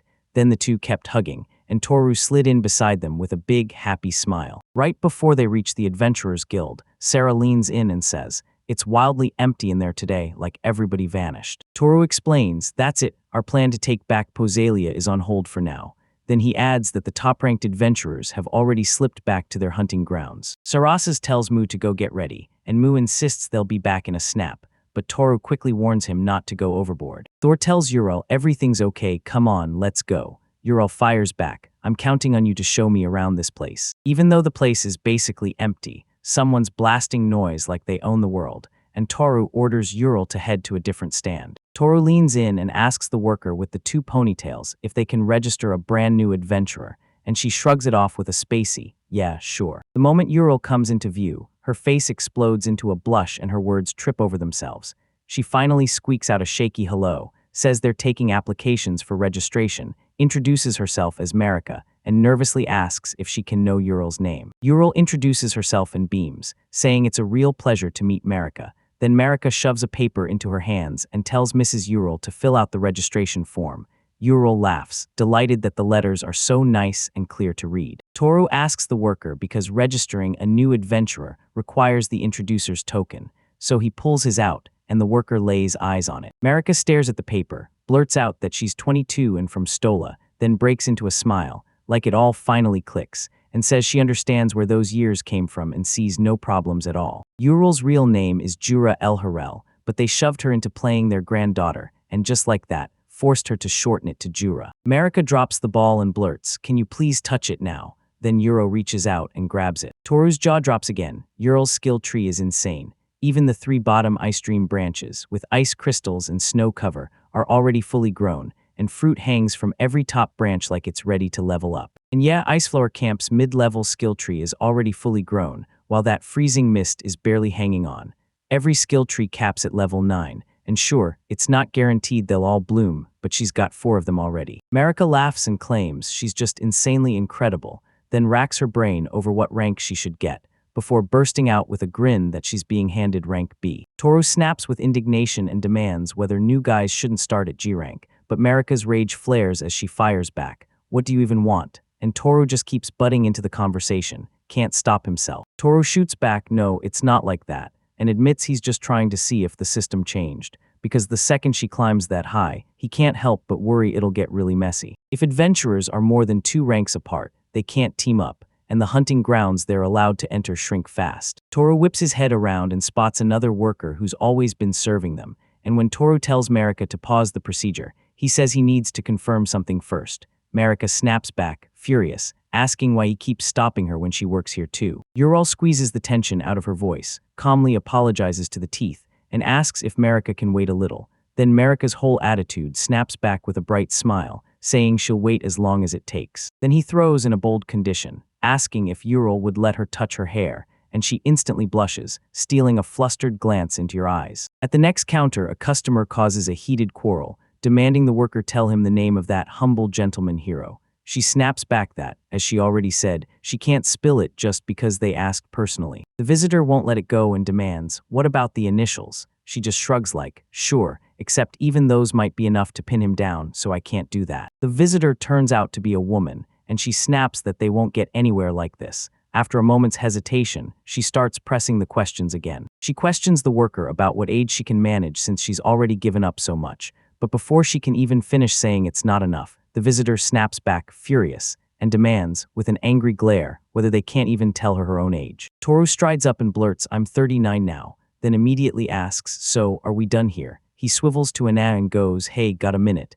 Ana frowns and shoots back, what happened? Toru says he came just to sign in for his friend, but it looks like she's about to get bumped up to a higher rank. Ana asks if they've already been checked using that one and only measurement device, and Toru answers, yep, we already did. So yeah, if that's true, she's crushed and really sorry, but she can't change her rank, because the registration system got upgraded and streamlined, and depending on how her skill tree grows, she might still climb to a higher rank. Toru can't believe it. After using the measuring device, he realizes he can't even undo the damage to the hostess's skill tree. Then another guy in uniform steps in, throws out a quick apology, and says he knows Toru's trying to team up with the woman she brought along, because this right here is the head of the support squad, Shika. Toru nods and says, yeah, that's basically all I want. Then he leans in and adds, if we could drop her rank just a bit, that'd be perfect. Sheikah shakes her head and says, "We can't flip it too hard. At best, we can only bump her down to a C rank." Toru thinks if this happens, we'll need at least an E rank just to form a squad.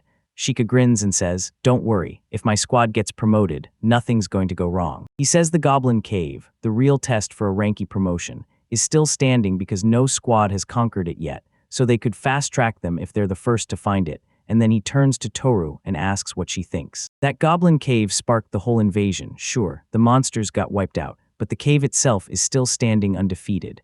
And after days of silence since they beat the Labyrinth Lord, the Hobgoblin leader, he should have already crawled back to life. Toru tells him he gets it, and they'll handle it. Then the girl who'd cornered Anna for answers steps in and asks if he's the mysterious hero, shocked that he's older than she expected, and wondering if he's trying to prove himself before he disappears for good. Toru begs her to forgive him and admits he lied. Then the girl freezes, shocked, and blurts out, "Wait, did that really happen?" The guy behind her snaps that this might be a lie too, and the girl, totally confused and furious, demands, "So what is it? A lie or not?" She admits she's just dying to know what a man looks like after he walks away from the chance to become famous, and Toru cuts it off fast, saying that's the end of their business right there. She barrels forward, grabs his attention, and demands he wait, because she isn't done talking to him yet. Then Toru whirls back around and presses, "So you really have more to say." She yells that, based on what she heard, he's about to storm the dungeon and take it.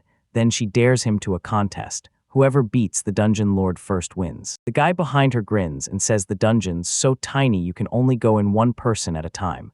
Then she freezes, feeling uneasy. Then she tells Toru, "You can go first," and Toru's face lights up. He grins and says, "All right, but remember, you owe me." The guy behind her snaps that if she does this, a third party could swoop in and steal the win, because they don't even have the right to challenge the dungeon yet. They haven't finished registering. She still won't calm down. She hounds Toru, yells at his back, and jabs him with her index finger like, "Get your guard up or you're in trouble." Mu creeps up to Thor and asks, "Wanna take a bath?" And the girl freezes, cheeks blazing red when she spots the kid, then blurts out in shock, "Wait, is he married?" Sarah steps out in front of her, bows her head, and confirms everything. Then she blurts out, "I'm his beloved wife." The girl looks totally lost and snaps that they're lying, because she's never heard a word about him having a wife or a child, and the guy tells her to calm down right now. He's sure she's one of Mr. Toru's acquaintances. Sarah steps up, flashes a grin, and tells them, "I'm Sarah, me and Toru are in the same squad." Then she points to Mu. Mu leans in and asks, "So, wanna join us in the bath?" and follows it up with, "Want me to wash your back?" The girl flashes her smile and says her name, Bettina, and right behind her stands her butler, Godden. Godden greets them warmly, and Toru just sighs, disappointed, because he never wanted to meet them in the first place. Mu says Godan can't mind if she'd be okay with getting along, and Godan drops into a seat, thanks her, then reaches out a piece of candy like it's a sweet peace offering. She pops the candy into her mouth right away, declares it's honey, and grins because it tastes amazing. Sarah and Thor even toss in their own candy too. Diana bursts into laughter and tells her to keep going, to keep sucking until their next meeting.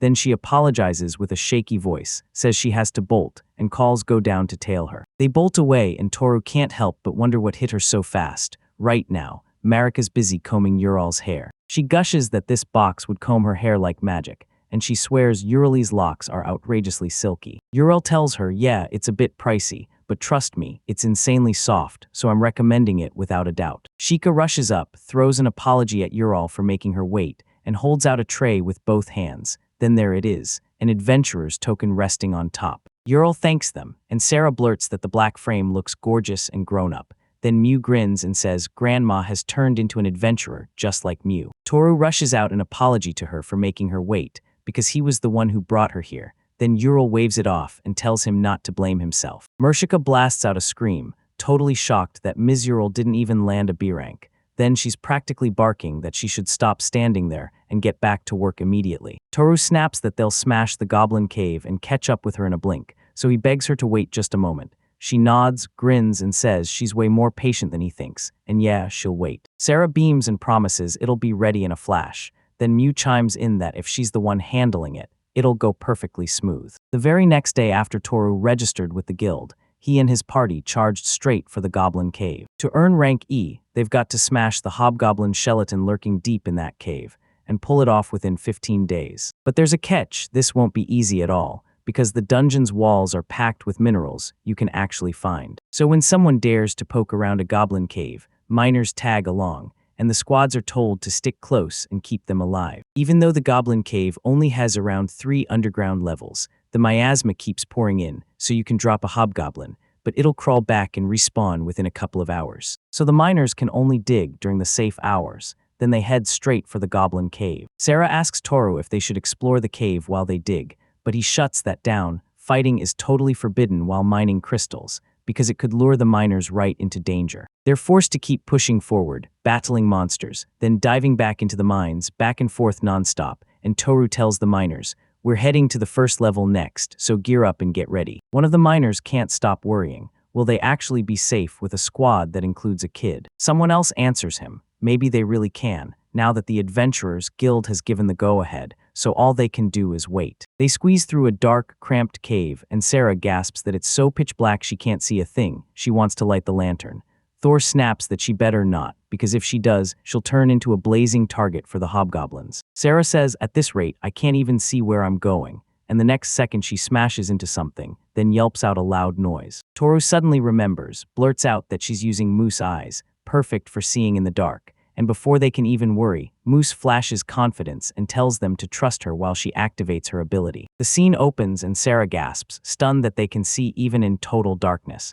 Then she turns to Mew and blurts, "You're incredible." Suddenly, a rock rockets toward them, and Toru snaps his sword up, blocking it in a split second. He says they came in fast, so he leans in, listens hard, spots the details, then yells at the girls to stick close, but stay at a distance and follow him. He lunges forward and swats the rocks away again and again. Then he spots 2 monsters springing at him, ready to tear into him. He swings his sword and snaps both their heads clean off in one blow. Another goblin hurls a rock. Toru throws himself a shield by slamming the dead body of a goblin in front of him.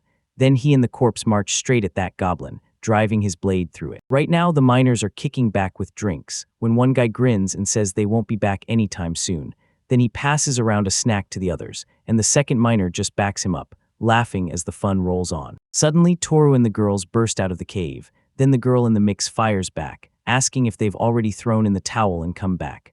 Toru shoots back that they're done, and that answer shocks everyone. Toru tells the miners the first level is cleared, so they can finally head out. Yet they don't buy it and demand, "Are you serious?" when barely an hour has even passed. Toru drops a handful of severed goblin ears in their hands, and the miners just freeze, eyes wide, mouths hanging open in pure shock. The miner blurts, "Is it safe now?" And Toru nods, saying it is, and swears not a single one should have been left down there. Sarah grins and says they absolutely crushed the cleanup. Mew nods, proud, and admits she worked her hardest to make everything safe again. The head miner snaps at everyone to get up and knock off the laziness. Work time is here, and one guy shoots back, pissed that they're being called out when he himself was just yammering about snacks a second ago. They all step into the cave together, and Sarah spots something weird about Toru's sword. She wonders if his belt is sagging.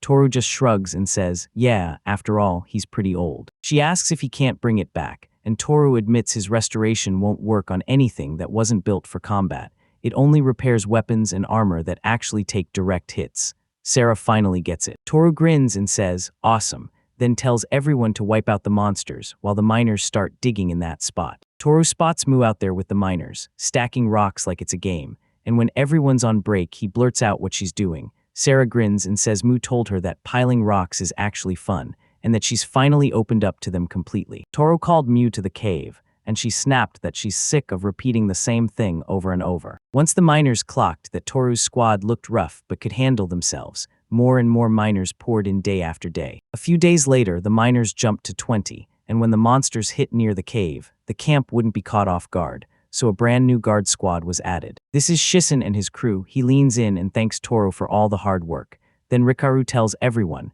"Take care of each other," as Soku and Alessia pop in, greet them with a grin, and say it's been ages since they last saw them. Sarah beams with happiness and says, "We haven't seen each other in ages." Toru replies, "From what I heard, they're gonna guard us all the way home too." Shisen tells Rickard it's all thanks to Thor, and Rickard fires back. Did Shisen suddenly find courage, or did he just stop being scared of everything? Hisoku tells Rickard that until recently, all he could do was slash his sword like a berserker, but now he's even learned how to retreat. Rickard fires back that Hisoku even learned to shoot a bow without ever posing.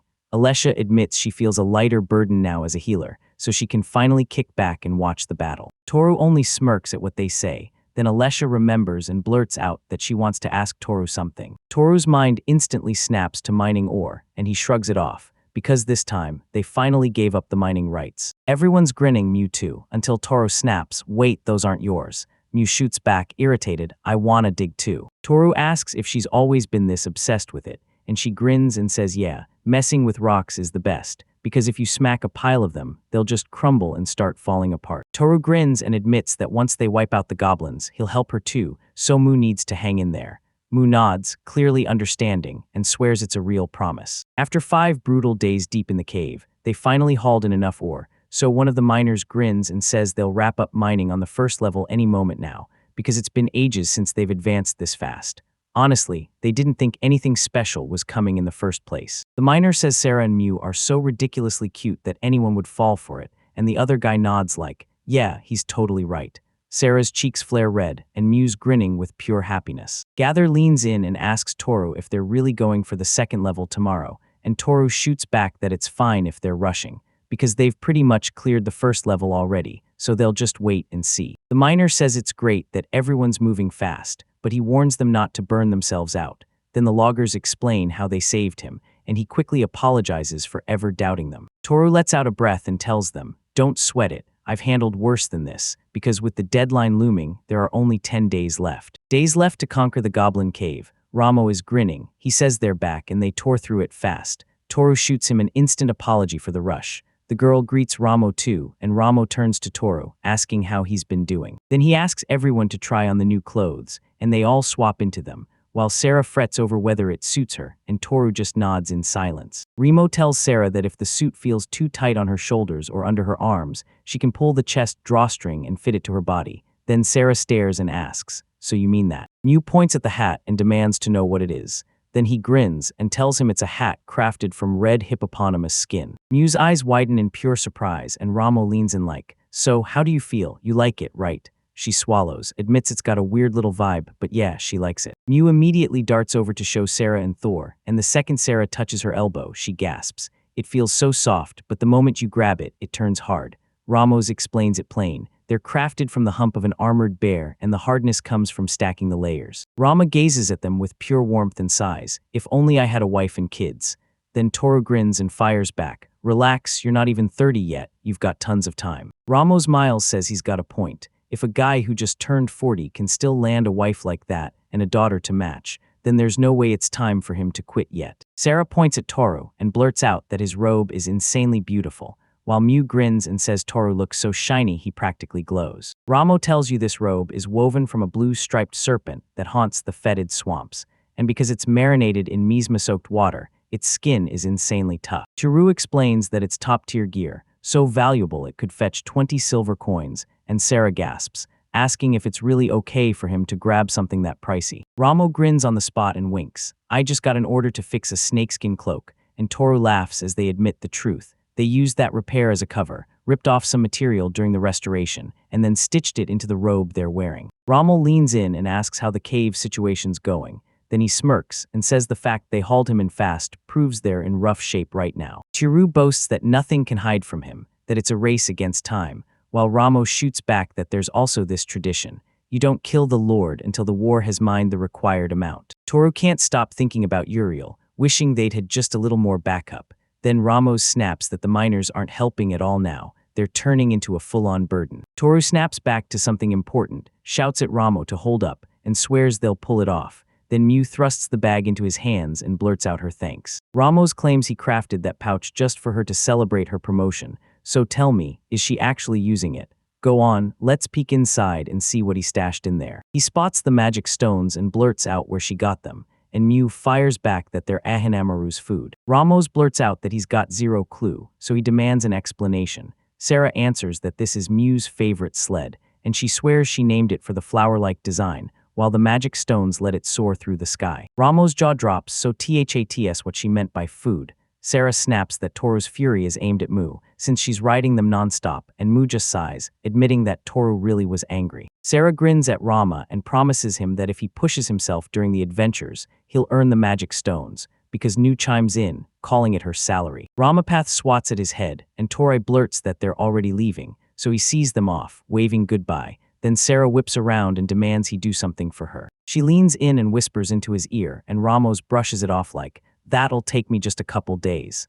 Sarah begs him to do it anyway, and when Ramos grins, she rushes back. Down in the goblin cave on the second underground level, they keep pushing deeper, clearing everything out. Mew unleashes crackling lightning, and Toru just keeps snapping the attacks aside with rocks, over and over. He suddenly charges the goblins, swings hard, and decapitates them all. Then he spots a nasty-looking wound, like a decay bullet just landed. And just like I thought, right on the second level, the hobgoblin shamans are teaming up, and their combo hits way harder, but he shrugs it off and wipes out one shaman like it's nothing. Sarah blurts out, "What's the spell?" And Mew jumps in too. Then she tells her, "It's like a monster's skill, and if he touches it, the same thing will hit him." Mudek Saru fires his gun, then he starts prodding the smoke like it's a game, until the gun in her hands starts melting right in front of him. Sarah snatched it up and shot Toru a worried look, asking if he was hurt by that weird thing. Then Toru told her to check his cloak, and shrugged off the fact that a snake's skin from a poisonous swamp meant nothing at all to him. Sarah blurts out an apology, insisting she should have stopped him.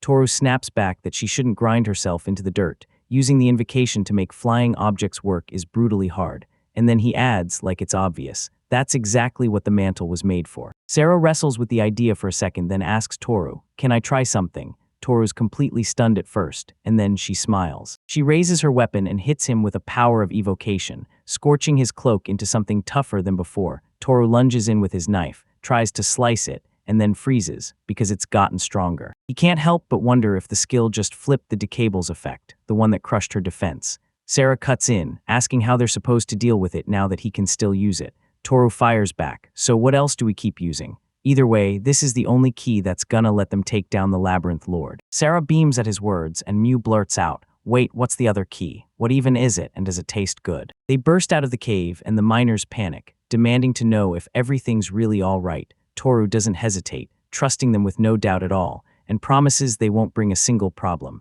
because he'll stop any trouble before it even starts. The miner nods like, "I get it," then promises to pull rank and let them go for it, because if they speed up, it'll benefit everyone. But honestly, he can't believe they even cooked up a plan like this. Toru shoots back that the life of an adventurer is what makes a man's honor so sharp, then tells them to come inside in 30 minutes. The miner asks if they just have to reach the end of the first level, and Toru snaps back that this is all they need, because it'll make the hobgoblin react. Toru leans in and asks Sessen, "If something goes down, can I count on you?" And the whole crew answers without hesitation, "You can rely on us." They step into the cave, and for a moment everyone wonders if the old man's okay. Then Hisoku lines in and asks straight up, "Are you worried?" Rikaru blurts out, "Is it really not insane to use the fact that the monsters are packed together around a ton of people to yank the goblins' attention on the second level? They swear it won't take long and that it'll make life easier for the old miner." Then they drop the real catch. They'll have to battle everything all at once. Hisoku lets out a smug laugh, and Rikaru snaps at him, asking what he's doing, only for Hisoku to smirk and say, "You'd think someone this selfish wouldn't suddenly start caring about somebody else." Half an hour later, she heard them yelling that it was time. Now they were leaving, and Rikara shot back that he was ready and locked in, while his Soku whispered that he probably wouldn't have to lift a finger. Then Alessia barked at everyone to shut up, because their voices were wrecking her focus. After a while, the miners burst in shouting, "We're coming too," and deep in the cave, Toru declares, "Level 1 is clear." Sarah turns to Mu and blurts, "Can I take a look?" Mu shows him the rocks, practically daring Toru to notice just how high she managed to stack them. Then Toru grins and fires back, saying it's awesome, but he needs to know where the other monsters are at this very moment. Mu blurts out that she can't wait, she's freaking out over those rocks right now. Then Toru cuts in with a hard, stern, "I want to know now." Mu obeys and unleashes her power. Then she spots a whole swarm of goblins and blurts out, "There are way too many of them here." Toru cheers, "That's awesome, it worked." She tells Sarah, "We just have to hang in there." Sarah fires back, "Leave it with me, I've got your back." Toru fires a question at Mu, "Where are the closest ones?" Mu jabs his finger toward a direction, and the goblins instantly stiffen in fear. Then Toru moves in and decapitates them all without breaking a sweat. Right between the first and second levels, Toru and Shissen almost collide. Boom, they face each other. Rikaru smirks and says it looks like everything got handled, and there's not a thing left for them. Then Hisoku steps in and admits he knew he wasn't kidding. The miner insists it was only the three of them all along, and says he's been pulling this off for years, but tonight is the first time he's ever laid eyes on anything like this. This dragged on for over a week, and when that final day finally hit, The miners' boss couldn't even find the words. In the Goblin Cave, on the very last day of their conquest, Benietta shows up with Godden, declares today is the final day, and tells Godden he did it, winning the right to conquer the cave. She even dubs him Mr. Ordinary Hero, and Toru snaps back. Did they really drop everything just to come see them? Bettina shrugs and says, we're rivals, so yeah, of course I'm watching the enemy's every move. Godin insists they've done nothing to earn the label of rivals, and he actually admires that mindset. Then the girl snaps, asking irritably why he's laughing at her. Sarah steps up and greets Betchiana, and Betchiana just grins and says, call me Betty. She checks her outfit and goes, seriously, this shirt is way better than I expected. Then she leans in and tells Sarah to show her the shop she got it from next time. Sarah bursts out that she'll take her there, and swears the shop is absolutely amazing. Then she even pushes Betty to go together. Betty leans in and blurts that Mew's got the same fire in his eyes, still tiny as ever. Mew lands a punch on Betty and she's instantly left staring, speechless. Then Betty blurts, why is that squirrel hitting me? Mew fires back, if you're my rival, I'm not trying to be friends. Godan crouches, snatches the candy out, and praises how amazing her character is, so she jumps in and asks to be allowed to hand it to her as a reward. Mew tells Gordon he's a good guy, and if he wants, she'll let him be her servant, which sounds awesome to him, so he immediately asks if they can start by talking about his salary. Mew pops open his bag of stones and asks if this is what he meant, and Godin goes, seriously, these are amazing stones. Godin admits through sheer pain that he's still loyally serving Lady Betty, and it blows her mind as she asks why she ever hired someone like him. Toru snaps that it's time to end this, grabs the group, and tells them they're sprinting to the final level. Then everyone breaks apart, trading goodbyes as they head out. Betty pushes him to go all in. Sasson says he truly believes they can pull it off. Then he tells them, don't go too far, okay? Betty insists, I swear we won't lose, so we should just try. Godan smiles and says her words are unbelievably kind, but then warns, if we beat the dungeon, that doesn't mean we win, it means we've already lost. Betty flashes a smile, tells Godin it's fine, because all it really means is they'll just have to challenge them again. After Toro and his squad cleared the first 2 levels like it was routine, they finally topped off their skill uses, and then they barreled straight into the 3rd. They stumble into a huge, strange place. Toru swears the 3rd level is nothing but this one lonely room. Mune spots something, whips his finger toward the shadows, and yells that someone's there. Turns out it's the leader of the hobgoblins, swinging a massive bone as his weapon. While Uriel hustles in the kitchen, the cat meows, and she drops a plate of meat in front of it, telling them, this is all you're getting, until Thoru and the girls come back. The goblin leader snaps out a rage-filled, poisonous breath. Toru yells for everyone to get moving, then pulls Mew aside and admits he's counting on her, and Mew wastes no time, blasting the thunder needle and the electric spike back-to-back. He just unlocked this power, and it's awesome to see her keep using both thunder force and electric spike for the past 15 days without touching her skill tree. Toru clocks Sarah's excitement and tells her she doesn't have to stay on edge, and Sarah fires back that she's practically bursting with pure enthusiasm. Toru braces, then launches forward and swings his sword. At the same moment, the leader erupts into a brutal roar. Toru immediately charges at him, and the monster snaps out to strike. Toru jukes the attack at the very last second and yanks his weapon away from the monster's grip, right before it lets out a scream of pure agony. Toru lunges for a second strike right away, barely scraping the side of his mouth, and instantly, blood starts to run. Toru shifts to a new spot without a second thought and slams him, driving a hit right into his neck. Then Toru's like, wait, was he always this slow? After a while, every monster's wounds slam shut, the blood stops spilling, and in the back the girl yells at him to push harder, while Toru just flashes a smile at them. Right then, the monster barrels up from behind, and Toru snaps into action. He twists out of the swing at the last second. His weapon clips his cloak, and Toru surges an electric current straight into the thing. Toru can't help but think, it worked. He threw Sarah's appeal with the hobgoblin's decay bullet effect a few times, and yeah, it was totally worth it. It's over in just a few minutes, but its durability shatters even dragon's skin, so he lifts his sword, and it hits with the same exact power. The monster snarls and surges back to attack, but Toru rips its head off first, then crashes in with more strikes until it's left practically without limbs. Right in the middle of the cave, the black hole abruptly snapped back into plain ground, just like Toru had heard would happen when the Lord of the Labyrinth dies, except this was the first time he'd ever seen it with his own eyes. Girls rush up to Thor, screaming how amazing and cool he is, even while Muth is convinced he'll get wrecked. They slam into a hug, and Toru grins, saying they're far from done, because for beating the labyrinth, he's got a skill fruit waiting as the prize. He hits the ground, and there it is, the proof of accelerated healing. Any damage or weird abnormalities in the owner's body get wiped away faster than before. Toru finds it kinda weird because he's already got recovery, but then he realizes it could still come in clutch for patching up the small stuff. Toru grins and tells Mew and Sarah, "Go on, touch it." Mew does, and the second Toru sees it, he watches the thing kick in, boosting the wearer's physical strength for real. Toru tells everyone Mew's new skill is legit, and Mew lights up. Then she admits she finally understands it, because she's gotten stronger again. Being an adventurer isn't just about smashing monsters. It's mostly non-stop running and hauling your legs through danger, so you'd better thank whatever gave you those leg enhancements. Sarah also touches Toru and watches the anesthesia kick in, numbing the pain for the owner the moment it starts to break past his pain threshold. Sarah blurts out, "So how does it work? Will it actually make the pain feel less?" Toru says, "If my memory's right, this is the biggest drop skill here, and it's wicked for a vanguard." They say adventurers can shrug off injuries that usually knock anyone out, because they learn that power the first time they conquer a dungeon, but Toru's heard a different story. It doesn't even kick in for little stuff like scratches, only once the damage crosses a certain line. Sarah says she doesn't know why, but it feels like she just wasted a whole skill, until New steps in and brags that she somehow got the perfect one for her. Toru only shrugs and says it all comes down to her luck, at least, that's what he believes.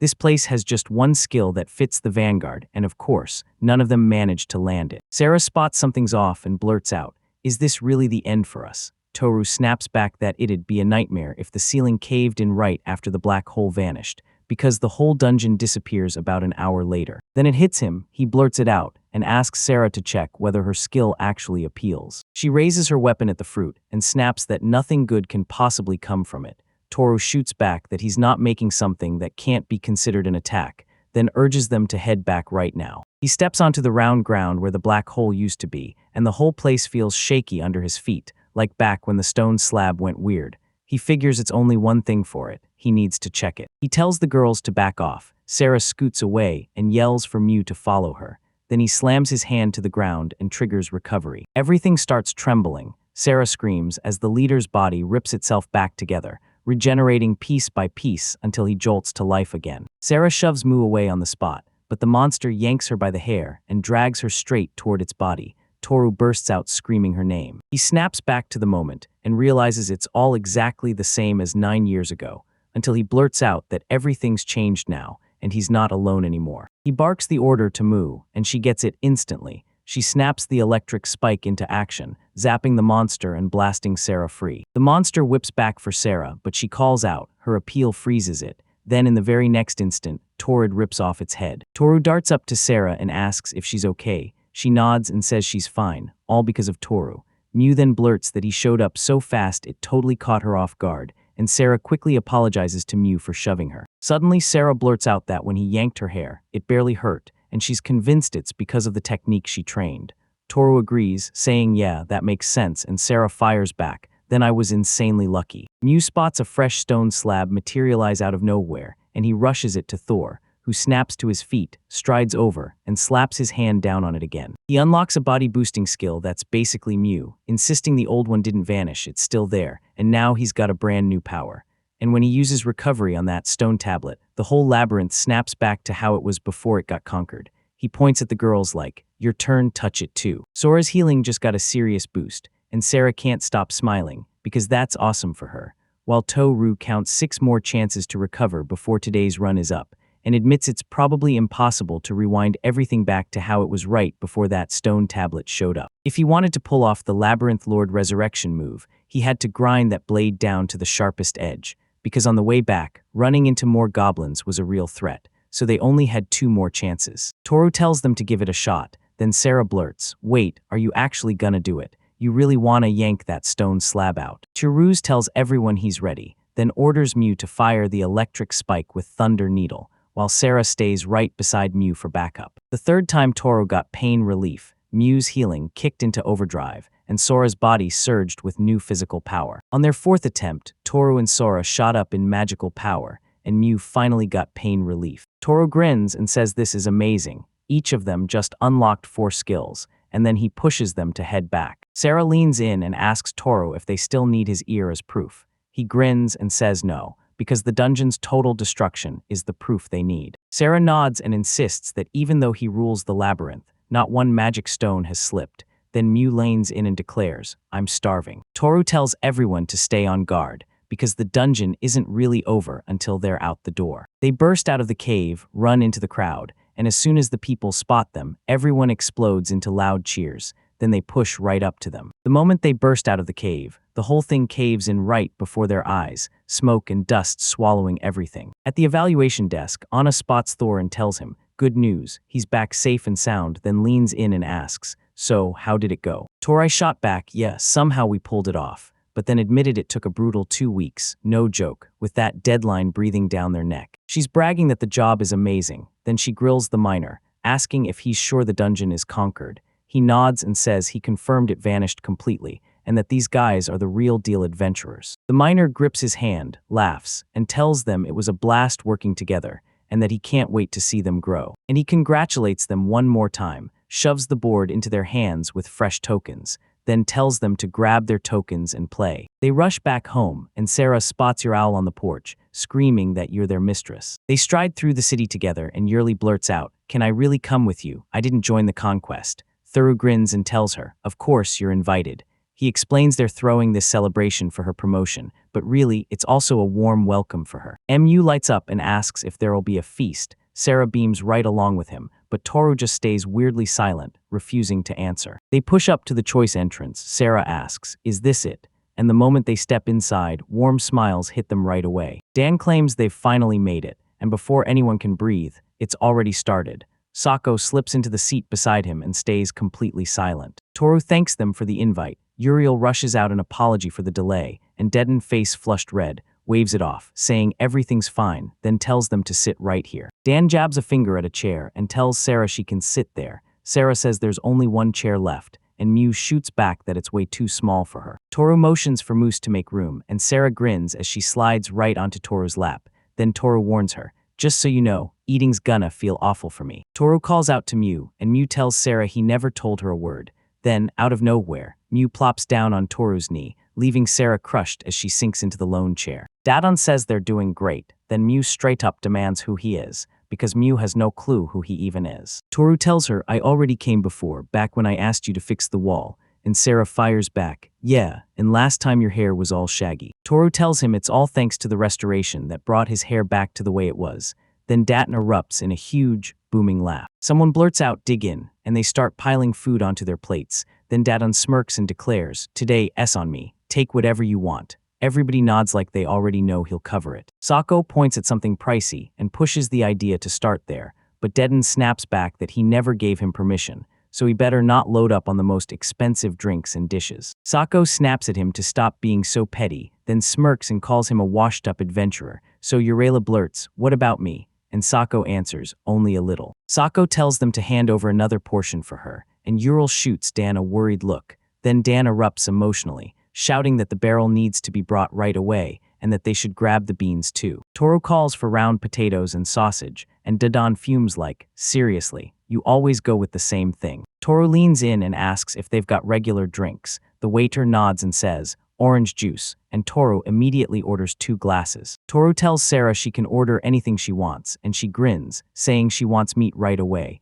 She points at the dish and asks what it is, and the waiter goes, "That's the foot of a giant caterpillar." Sarah takes a bite and her eyes go wide. It's so soft and so delicious. Mugris leans in and admits those meatballs are insanely tasty, then looks at Sarah and asks, "So, you want to try it too?" Sarah blurts out, "What is it?" And the waiter smirks. Lizard fat and cartilage, skewered lightly fried, then simmered slow. Sarah takes a bite and her eyes light up. Delicious. The waiter smiles and thanks them, and Moo immediately jumps in, agreeing just as hard. Sarah can't believe how something tastes that good, and when she looks up, the waiter grins, thrusts the plate into her hands, and dares her to try it. She takes a sip of the broth, and her eyes widen, because it's insanely delicious.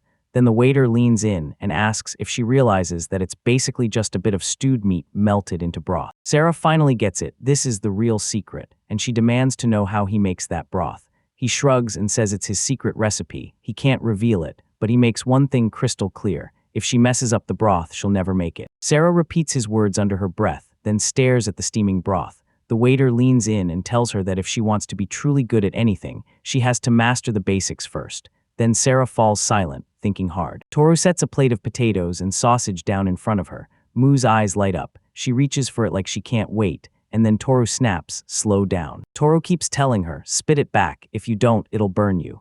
But she ignores him and shoves the piece into her mouth anyway. One heartbeat later, she erupts into flames all over. Tears spill hard from her eyes as she screams and sobs. Toru cuts in, reminding her, "I warned you." Moo rockets to your aisle, burrows into your legs, and snaps that Thor is stupid.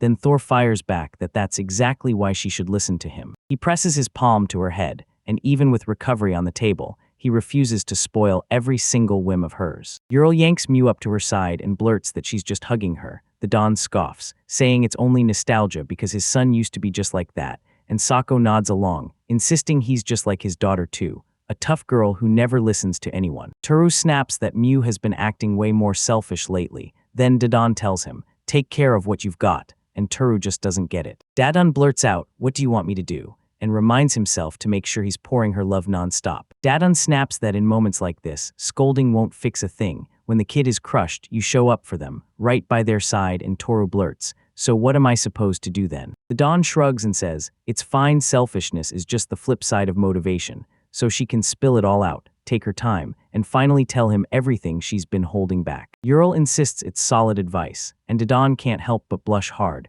because when a beauty like her says that, it feels like he's young again. Sarah hatches a plan and orders Mew, "Look over there," but Mew snaps back, "I'm not here." Sarah jabs a finger and demands, "Look at Mr. Mew's chest," and the moment Mew snaps her eyes open, she spots the badge. She screams right away, and it even sounds like Ohanimaru. Then she turns to him and asks, "You like flowers too?" Dodden hesitates, says he's not sure, but makes one thing crystal clear: he doesn't hate them. Torum knows this isn't some ordinary flower. He learned the truth when the master hunted it down, killed the labyrinth boss, and even slept on the lowest level to claim it, because this bloom is the comb the multi-headed snake left behind. Mew tells him Dadon is Mr. Flower. Then he admits he's totally lost on what she means, but at least her mood is back to normal again, and that's a huge relief. Didn't pats her head and tells her she's the happiest kid around. Then Sako says the flower grandfather is perfect for her, so Didn't leans in and admits he's got a nickname too. Then the crowd's shouts hit hard. People swear Sako has military eyes. Dadon bursts out laughing, calling the fearsome Sako, all seriousness and ruthless fighting, completely spoiled, and Sako snaps back that anyone who truly works hard has no time to sleep. Mew admits it's brutally hard, and she's grinding through it too, so she knows firsthand, while Sako insists it's simple. Only the ones who can handle it can actually pull it off. Mew says she totally can, then proudly explains how she busts her butt, stacks the stones, and somehow gets everyone laughing. Toru tells Sarah she was an amazing distraction, and Sarah fires back with what she was thinking. Suddenly she declares she's going to whip up an amazing broth, and he stumbles over his words, unsure he heard her right, then only manages to wish her good luck. At the Adventurers Guild, he blurts out that the numbers don't line up with his own calculations, and Sako backs it up, saying it's even worse with the rain stones. Taro and the girls show up, and Mew blares, "We haven't seen him since last night."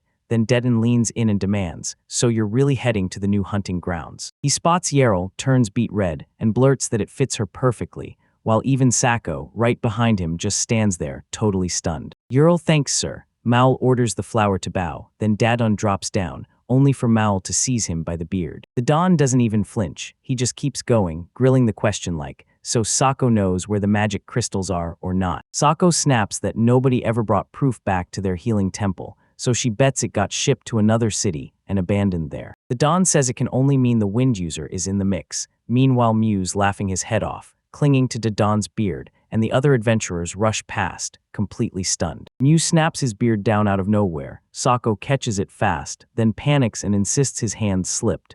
"I'm holding it, okay." Mew thanks him and calls him Sleepy Mister, right behind him. The soldiers go stone still, eyes wide, mouths hanging open in shock. Someone's trying to stop it, but Sako barks an order that they won't, and Dadon immediately tells Sako to report back. Then Mew chimes in, "We'll go see the flower, mister." Dadon pats her head and promises she'll see her again for sure, then walks away, still giving Toru a shoulder pat as he goes. Sako grabs Toru's attention and says he finally hit E rank, then warns him the non-interference clock runs out in 5 months, so he asks, "Do you think you've got enough time?" Toru strides over and snatches the move from his arms, and Soko snaps at Toru to be careful. because the next hunting rounds are going to be brutal to handle. After a while, all four of them, Uriel included, burst onto a cart and rocket out at full speed. Mew is sprawled out on Uriel's lap, fast asleep. Uriel laughs and says she was bouncing with excitement the moment they took off, but now she's fallen asleep like a total log. Sarah blurts out to Toru that she's bored out of her mind, and Toru snaps back that he'll stay on guard so they can finally sleep.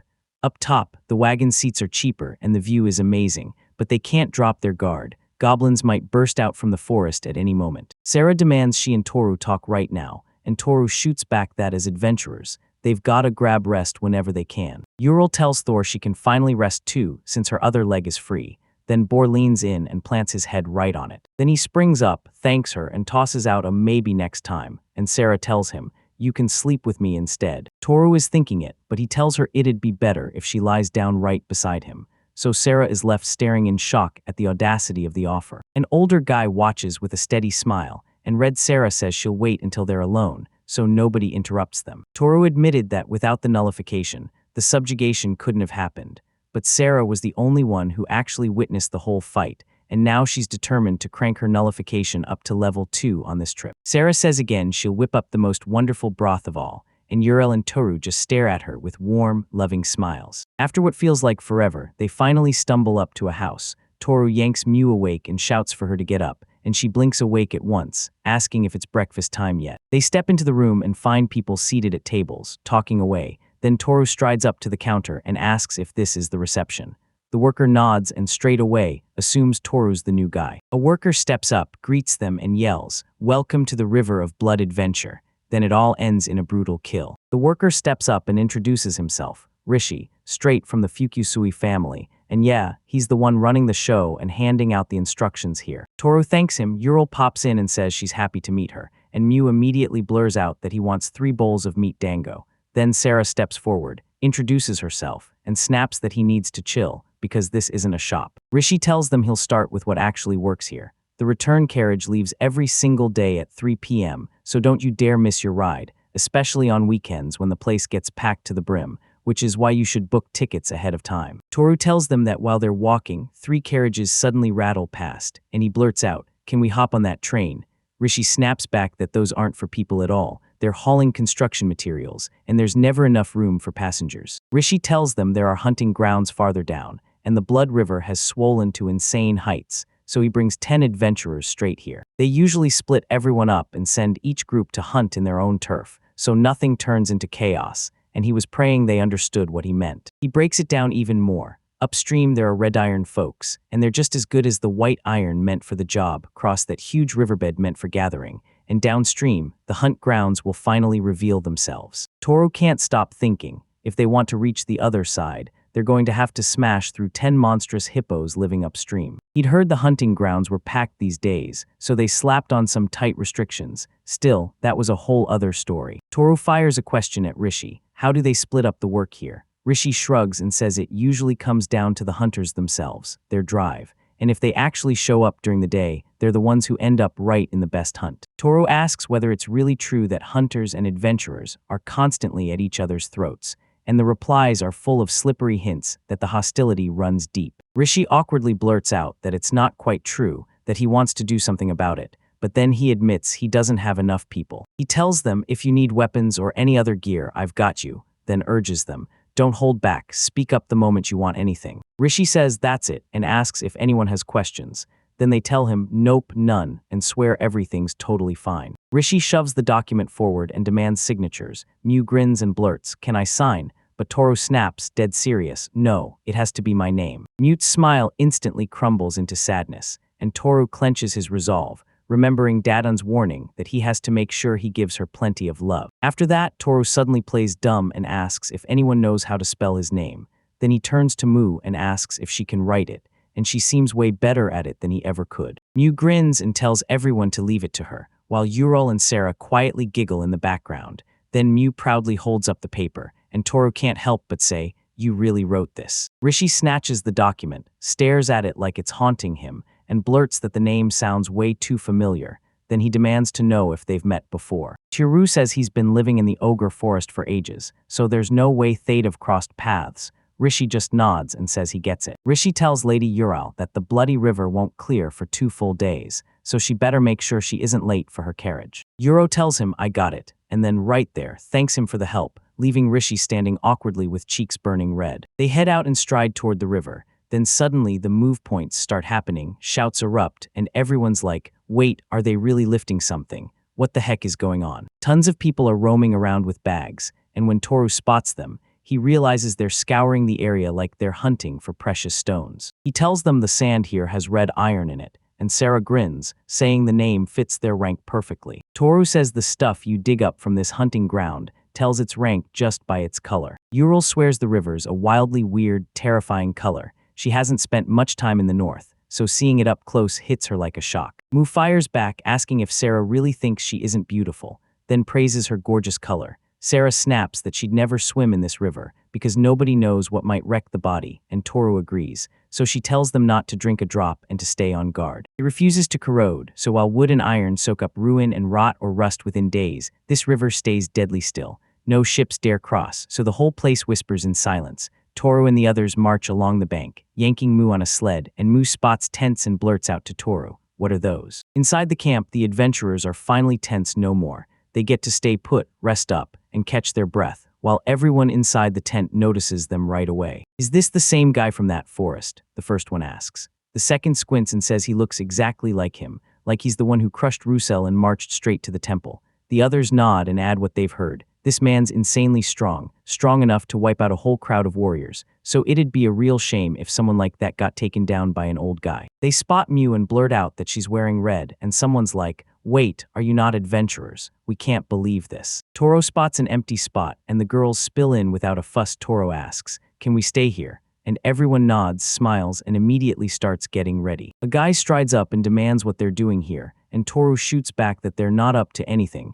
just picked this spot to stop and hunt for a bit. The guy snaps that the place is already taken. Toru shoots him an apology and admits he had no idea it was already taken, because he never saw a thing. The man tells them to check if there are any tents nearby, even though nearly all of them are empty, and Toru shrugs, saying he only liked this spot because it's right beside the branch. Then the man orders him to follow, and 10 minutes later they're strolling along the shoreline, when Toru finally admits just how insanely far apart these tents are. They march up to the tent, and Toru asks the guy if hunting is allowed here. He doesn't even answer, just jabs a finger at a sign marked with a cross. Toru pushes for an answer, and the man snaps back, "If you want to die, then go ahead, please." Toru fires back, "What do you mean?" She flashes a smile and warns Toru that heading there in the rain is downright dangerous.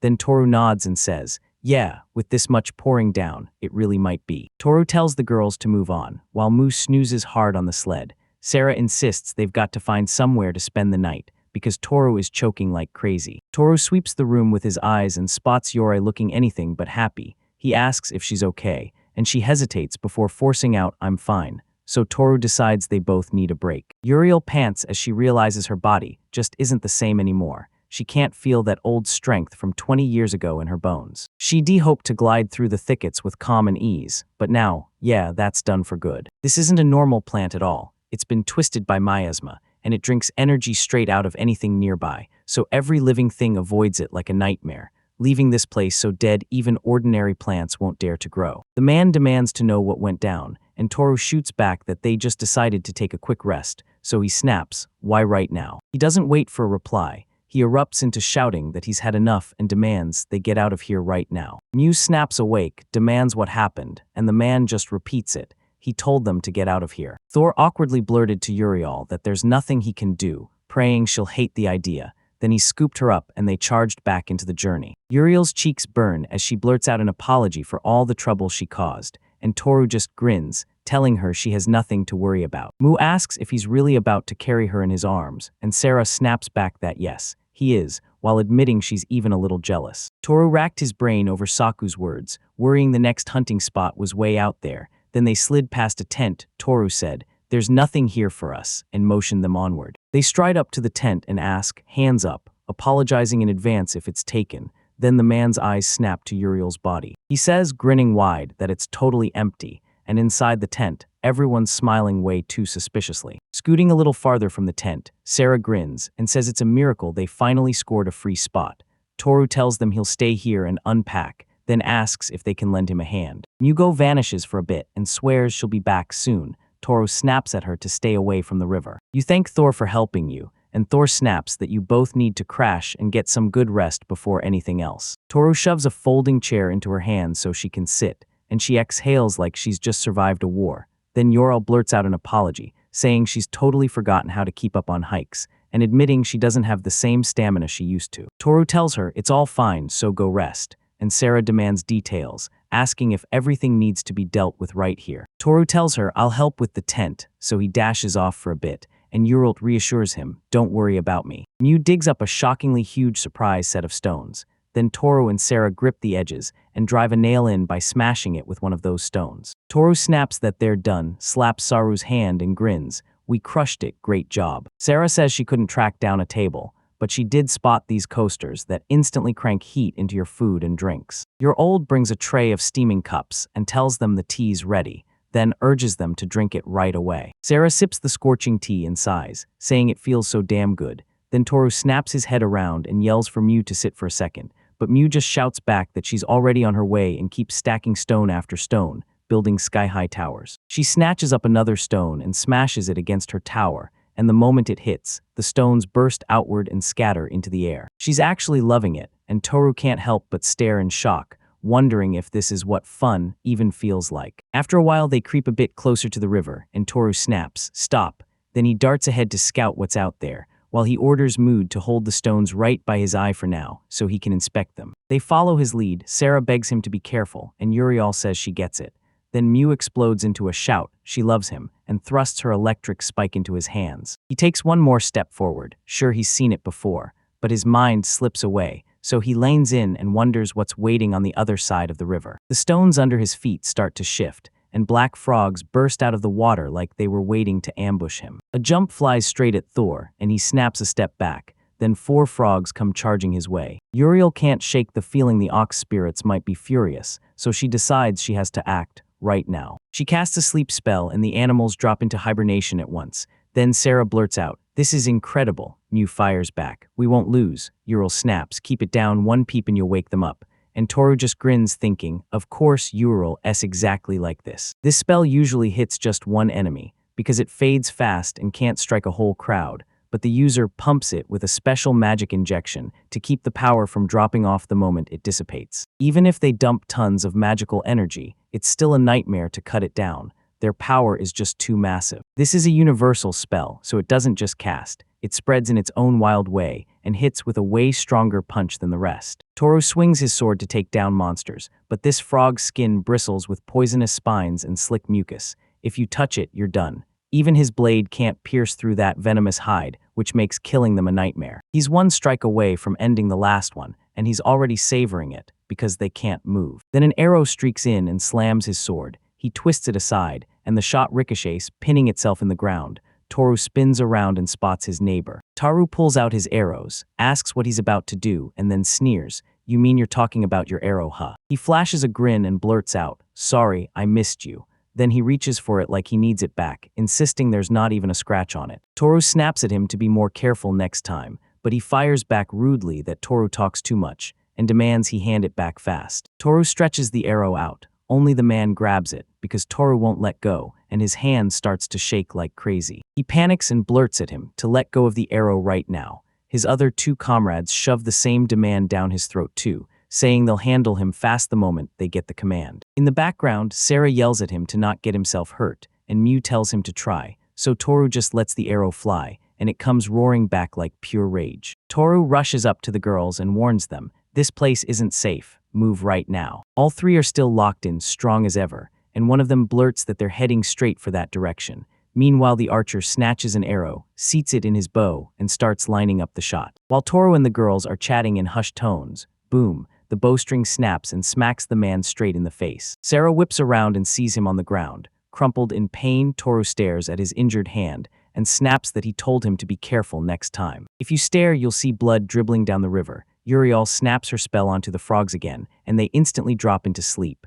Then Thorper rushes in, comes for them, and finishes the job, while Sarah and Mew stand right behind. Toru and his team planted themselves on a deserted riverbank, right up the stretch from where the archers had boxed them in downstream. As Toru was mid-swing against the frog, a massive fish rockets out of the water. Then its jaws gape wide, launching a thick spray of strange, bubble-filled liquid straight at him. Toru snaps into action and darts back, but that vile liquid still streaks straight for her, so she yanks her cloak up over her face and shields herself from the poison. Right then the fish spits out that sick liquid at the girls. Panic erupts, they scramble in fear, but Sarah snaps her move just in time. Her charm turns the poison around and drives it back down. The liquid splashes onto the frogs still clinging to life, then they drop, eyes fluttering shut, croaking one by one as sleep takes over. Right on cue, your owl stomps in and drops a fog block, and ice starts crawling everywhere. Turns out that smoke isn't smoke at all, because it gets aimed right back at the frogs. They suddenly freeze, eyes wide, fully aware of what's happening, yet they can't move a muscle, and the tiny tremors in their bodies give it all away. Toru whips his sword, but right then the frogs twitch and start sprinting back toward the river. Toru lunges to catch up, but the fish rockets out of the water again, then blasts them with poison like a cannon. Toru twists out of the way, drops onto his back, and boom, he smashes the ground hard enough to send rocks flying everywhere. As Toru rises, poison streaks straight at him, and he just freezes in pure panic, like his mind forgot how to move, until Sarah rips out her transformation and slams the danger back, stopping the poison cold and flipping it into the river. The frogs bolt straight into the river, and Sarah gasps like, they made it. Then she snaps, furious at that fish to finally stop bothering them. A pleased villain brags that they bolted because they were terrified of her, while a bitter Ural mutters that they should have frozen them a lot better. Sarah rushes up to Toru and apologizes, swearing that if she could have stopped it, they'd never have been able to come back. Then Toru flashes a smile and tells her, don't worry, it's not your fault. Sarah is crushed by what's happening, and right then Toru slips over to a dead frog and hacks out its tongue. Mew demands, did you cut out my tongue? And he just raises the severed tongue to show it off, calling it the ultimate proof that he's been beaten, then warns Mew to stay away because it's poisonous. His knife scrapes against his tongue, dulling with every hit, then fresh cracks spiderweb across the blade as it starts to melt right before his eyes, and when restoration kicks in, he snaps it back to perfect shape like nothing happened. Tor slips back to the river, convinced that the farther they drift downstream, the bigger the hunting grounds will get. While everyone's kicking back and sipping hot tea, Toru says the monsters feel like they've finally thinned out, and then he notices Mu, the only one in a good mood, busy setting everything out. Toru grumbles that messing with this frog is a total headache, and right then Ural sips his tea, smiling like the whole place feels unbelievably pleasant. Mu sprints up to Toru and throws her arms around her neck, squeezing tight, while Toru doesn't even drop her cup of tea, just warns her to be careful. Sarah clocks it, rockets out of her chair, abandons her tea mid-sip, and sprints over to hug him too. Uro says he can feel it, that he's a good person, and Sarah fires back that a simple hug for Thor is all it takes to lift her heart, like the whole world's problems vanish at once. Then she turns to Uro and asks, what about you? Uro pauses for a beat, then decides this is exactly the right move, so she drags the chair closer to Thor, scoots in beside Mu, and wraps him in a side hug. Right then, they feel the calm settle over them, shut their eyes, and breathe together. Suddenly, Mu blurts out that Toru looks weighed down and she presses him. What happened? Toru takes a sip of tea, shrugs it off, and tells her not to worry because every guy wears that exact gloomy face sometimes. Moose chirps happily, probably because he's just ridiculously cute. Toru grins back, and that smile pushes Moose's grin even wider. They huddle close and keep each other tight, and Toru lines in, asking if they should switch up their hunting grounds. Yorol opens her eyes and tells her she thinks everything's fine here too. Then Sarah chimes in, saying that because of these fish, they can't even fit anywhere. Toru insists he can take their hits, he just fears he'll accidentally stir them up again. Sarah jerks back and fires, so what's the deal? If you're worried, why not just put them back to sleep? Your eye darts back to him, and he shuts his own, saying the creatures are crazy interesting, right up there with Thor, clinging like they don't want to let go. She stares at the river and declares it's a brutal, water-based magic, but it has cracks you can exploit, because if you stack the same attack on each target, their spells don't hit as hard. Chiru leans in, wondering out loud if this means monsters start fighting back, and Avril grins. Yep, that's exactly what it does. Mu can't contain her excitement and blurts out to Toru, want me to go do it? Toru snaps back, only if you learn to swim so well. Sarah panics and tells Mu she needs way more practice, and Mu fires back that at least that means she'll finally try. Toru raises the cup of hot tea to his lips and tells them, okay, sit down right here and wait. All the girls are still huddled with him, locked in his arms, and Ural admits she's not feeling great right now, so she decides the only real move is to rest. Mew leans in and asks Toru if dinner's still not ready. Toru drops his head like he's fed up, and Sarah can't read him at all, so she blurts, "What's wrong?" Then Toru snaps his head around and bellows, "How long are you two just gonna sit there and stare at us?" The guy in the middle smacks his tongue and admits he'd clocked them, the side guy fuming that he told them not to stick their heads out too soon, and the third guy just grins, saying, "I was only curious when you'd finally start," then shrugs that there's nothing he can do because he's never seen anything this beautiful. The first one goes right back to it, saying he only wants girls who are modest and sweet. The third one snaps back, swearing charm and seriousness are what actually matter. The first one's baffled and asks if beauty can't hide in a small, almost invisible form. Then the third just digs in harder, arguing that something totally different is key. And yeah, that turns into a full-on fight. Toru is absolutely furious. He clenches his teeth so hard it's scary. Then the guy right in the middle shoves himself between them, blurts out an apology to Toru for interrupting, and tells them to go on, but Toru snaps and screams at him to shut up with pure rage. They kick things off by introducing themselves, starting with the eldest, a calm, responsible guy everyone can count on. Then comes the middle son, Ninlos, who's 2 years younger and never backs down from what he says. Last is the youngest, Gugtav, 2 years older than Ninlos, and unlike his brothers, he's always locked in, watching everything with laser focus. The elders smacked him on the head and demanded to know what he said.